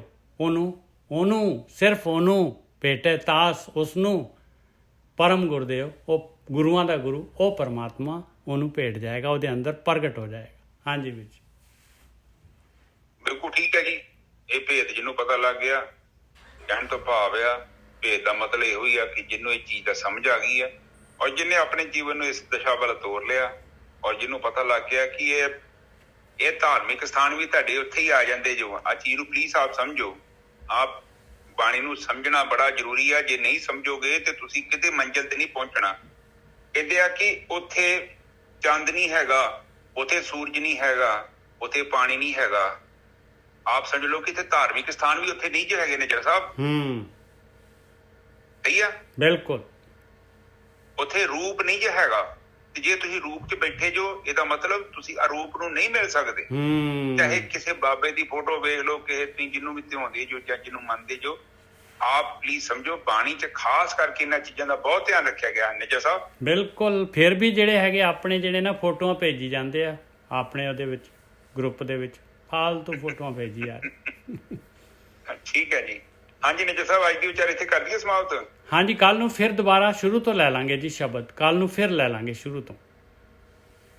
ਕੋਈ ਨਹੀਂ ਸੰਗਤ ਜੀ, ਅੱਜ ਇੰਨੀ ਬੜੀ ਹੈ। ਵੈਸੇ ਵੀ ਇੰਟਰਸਟਿੰਗ ਕਥਾ ਵਾ ਇਹ। ਬ੍ਰਹਮ ਵਿਦਿਆ ਹੈ ਜਦੋਂ ਵੀ ਚੱਲਦੀ ਹੈ ਤੇ ਬਹੁਤ ਇੰਟਰਸਟਿੰਗ ਹੈ। ਤੁਸੀਂ ਕਰਮਾਂ ਵਾਲੇ ਜੋ, ਮੈਂ ਤੇ ਕਿੰਸੂ ਕਹਿ ਸਕਦਾ, ਕਿਉਂਕਿ ਪ੍ਰਮਾਤਮਾ ਜੇਕਰ ਇੰਨੀ ਸੁੱਚੀ ਕਥਾ ਦੇ ਰਿਹਾ ਹੈ, ਇਹਦਾ ਮਤਲਬ ਇਹੋ ਹੀ ਆ ਕਿ ਉਹਦੀ ਰਹਿਮਤ ਹੈ। ਉਹਦੀ ਰਹਿਮਤ ਤੋਂ ਬਿਨਾਂ ਕੁਛ ਨਹੀਂ ਹੋ ਸਕਦਾ। ਕਹਿੰਦੇ ਮਾਨੋ ਤੇ ਗੰਗਾ ਮਾਤਾ, ਮਾਨੋ ਤੇ ਬਹਿਤਾ ਪਾਣੀ। ਇਹ ਨਾ ਜੈਸਾ ਬਿਲਕੁਲ ਠੀਕ ਹੈ ਜੀ। ਇਹ ਤਾਂ ਮੰਨਣ ਤੇ ਆ ਤੁਹਾਡੀ। ਜੇ ਸਰਵਣ ਨੂੰ ਕਰਨ ਨੂੰ ਕੁਛ ਮਿਲ ਰਿਹਾ ਤੇ ਤਾਂ ਮਤਲਬ ਇਹ ਤੇ ਉਹਦੀ ਰਹਿਮਤ ਆ। ਬਿਲਕੁਲ। ਉਹਦਾ ਫਿਲਮ ਟੀਵੀ ਵੇਖਣਾ ਹੀ, ਕੋਈ ਗਾਣੇ ਗੁਣੇ ਵੀ ਸੁਣ ਸਕਦੇ, ਇਹ ਤੇ ਇੱਕ ਅਲੱਗ ਚੀਜ਼। ਜੇ ਉਹ ਦੇ ਰਿਹਾ ਤੇ ਤਾਂ ਮਤਲਬ ਕਿ ਉਹਦੀ ਰਹਿਮਤ ਆ। ਅੱਜ ਦੀ ਵਿਚਾਰ ਇੱਥੇ। ਠੀਕ ਹੈ ਨਿਜਰ ਸਾਹਿਬ, ਬਹੁਤ ਵਧੀਆ ਗੋਰਖੀ ਸਾਹਿਬ, ਬਹੁਤ ਵਧੀਆ। ਕੱਲ ਨੂੰ ਫਿਰ ਲਵਾਂਗੇ। ਇਹ ਤਾਂ ਬਹੁਤ ਜੀ, ਭਾਵੇਂ 2 ਦਿਨ ਹੋਰ ਲੱਗ ਜਾਣ, ਕੋਈ ਪ੍ਰੋਬਲਮ ਨਹੀਂ ਹੈਗੀ। ਹਾਂਜੀ ਹਾਂ, ਕੋਈ ਨਹੀਂ। ਇਹ ਕਥਾ ਇਹ ਕਾਫੀ ਗੂੜ ਗਿਆਨ, ਔਰ ਐਸੀ ਕਥਾ ਜਦੋਂ ਚੱਲਦੀ ਹੈ ਤੇ ਸਾਧਕਾਂ ਦੀ ਬਹੁਤ ਵਧੀਆ। ਕੋਈ ਸਾਧਕ ਫਿਰ ਸ਼ਾਂਤ ਹੋ ਕੇ ਬਹਿ ਜਾਂਦਾ ਕਿ ਮੇਰਾ ਮਾਰਗ ਸਹੀ। ਹਾਂ, ਬਿਲਕੁਲ ਸਹੀ ਗੱਲ ਹੈ ਜੀ, ਬਿਲਕੁਲ। ਦੇਖੋ ਕਿੰਨੀਆਂ ਰੂਹਾਂ ਹੈਗੀਆਂ, ਜਿੰਨੀਆਂ ਜਿਹੜੇ ਹੈਗੇ, ਦੇਖੋ ਤਕਰੀਬਨ 100 ਜਣੇ, 90 ਤੋਂ ਉੱਪਰ ਜਿਹੜੇ ਹੈਗੇ, ਔਰ ਇਹਦੇ ਵਾਸਤੇ ਤਰਲੇ ਕਰ ਰਹੇ ਆ। ਇਹਦੇ ਵਾਸਤੇ ਤਾਂ ਜਿਹੜਾ ਹੈਗਾ ਸਾਰਾ ਜੀਵਨ ਲੰਘ ਗਿਆ। ਹੁਣ ਮੇਰੇ ਵਰਗੇ ਦਾ ਤਾਂ ਹੁਣ ਥੋੜਾ ਹੀ ਸਮਾਂ ਰਹਿ ਗਿਆ ਹੈ ਭਾਈ। ਹਾਂਜੀ ਵੀਰ ਜੀ। ਹਾਂ ਚਲੋ ਨਿਜਰ ਸਾਹਿਬ ਕਹਿੰਦੇ ਦੇਰ ਆਏ ਦਰੁਸਤ ਆਏ। ਬਿਲਕੁਲ। ਹਾਂ, ਉਹ ਬਾਣੀ ਤੇ ਉਹ ਕਹਿੰਦੀ ਦੇਰ 'ਚ ਆਇਆ, ਇਹ ਤਾਂ ਦਰੁਸਤ ਆ ਗਿਆ ਤਾਂ ਠੀਕ ਹੈ, ਮੁਸ਼ਕਿਲ ਨਹੀਂ। ਸਮੇਂ ਦਾ ਮਤਲਬ ਨਹੀਂ ਹੁੰਦਾ, ਕੁਆਂਟੀਟੀ ਦਾ ਨਹੀਂ ਮਤਲਬ ਹੁੰਦਾ, ਮਤਲਬ ਹੁੰਦਾ ਕੁਆਲਿਟੀ ਦਾ। ਕੁਆਲਿਟੀ ਟਾਈਮ ਦਿਓ। ਅੱਜ ਦੀ ਵਿਚਾਰ ਇੱਥੇ ਸਮਾਪਤ ਕਰਦੇ ਹਾਂ ਜੀ। ਬਿਲਕੁਲ। ਔਰ ਮਾਲਕ ਪਰਮਾਤਮਾ ਤਾਂ ਆਖਰੀ ਟਾਈਮ, ਆਖਰੀ ਦਿਨ ਵੀ, ਆਖਰੀ ਸਵਾਸ ਤੱਕ ਵੀ ਦੇਖਦਾ ਹੈ ਵੀ ਇਹ ਬੰਦੇ ਨੇ ਯੂ ਟਰਨ ਲੈ ਲਿਆ, ਇਹਨੇ ਗੱਡੀ ਮੇਰੇ ਵੱਲ ਮੋੜ ਲਈ ਆ। ਜੇ ਇਹਨੇ ਗੱਡੀ ਮੇਰੇ ਵੱਲ ਮੋੜ ਲਈ ਹੈ ਭਾਈ, ਉਹ ਬੰਦਾ ਜੂਨਾਂ 'ਚ ਨਹੀਂ ਜਾਏਗਾ, ਉਹ ਡੰਡੇ ਤੇ ਵਾਪਸ ਆ ਜਾਏਗਾ ਉਸੇ ਤੇ। ਹਾਂਜੀ ਵੀਰ ਜੀ, ਬਿਲਕੁਲ ਸਹੀ। ਹਾਂਜੀ, ਅੱਜ ਦੇ ਵਿਚਾਰ ਇੱਥੇ ਸਮਾਪਤ ਜੀ। ਏਕੰਕਾਰ ਸਤਨਾਮ ਕਰਤਾ ਪੁਰਖ ਨਿਰਭਉ ਨਿਰਵੈਰ ਆ ਕਾਲ ਮੂਰਤਿ ਅਜੂਨੀ ਸੈਭੰ ਗੁਰ ਪ੍ਰਸਾਦਿ ਹੈ। ਮੇਰੇ ਪਿਤਾ ਗਰੀਬ ਨੂੰ ਅੱਜ ਬਾਣੀ ਪੜ੍ਹਦਿਆਂ ਵਿਚਾਰ ਕਰਦਿਆਂ, ਬਾਣੀ ਸਰਵਣ ਕਰਦਿਆਂ ਅਨੇਕਾਂ ਪ੍ਰਕਾਰ ਦੀਆਂ ਭੁੱਲਾਂ ਅਤੇ ਗਲਤੀਆਂ ਹੋ ਗਈਆਂ। ਨਿਦਾਨ ਬੱਚੇ ਸਮਝ ਕੇ ਮਾਫ ਕਰੋ। ਅੱਗੇ ਤੋਂ ਸ਼ੁੱਧ ਤੇ ਸਪਸ਼ਟ ਬਾਣੀ ਪੜ੍ਹਨ ਦੀ ਆਗਿਆ ਬਖਸ਼ਣੀ। ਮੇਰੇ ਪਿਤਾ ਮਿਹਰ ਕਰੋ, ਮਿਹਰ ਕਰੋ। ਮੇਰੇ ਪਿਤਾ ਇੱਕ 2 ਅਰਦਾਸਾਂ ਆਈਆਂ ਨੇ। ਇੱਕ ਭੈਣ ਆਪਣੀ ਭੈਣ ਦੀ ਅਰਦਾਸ ਕਰਾ ਰਹੀ ਹੈ, ਇੱਕ ਬੱਚੇ ਦੀ ਅਰਦਾਸ ਹੈ। ਮਿਹਰ ਕਰੋ ਮੇਰੇ ਮਾਲਿਕ, ਉਹਨਾਂ ਨੂੰ ਤੰਦਰੁਸਤੀ ਬਖਸ਼ੋ, ਦਿਲ ਰੋਗਤਾ ਬਖਸ਼ੋ ਮੇਰੇ ਪਿਤਾ।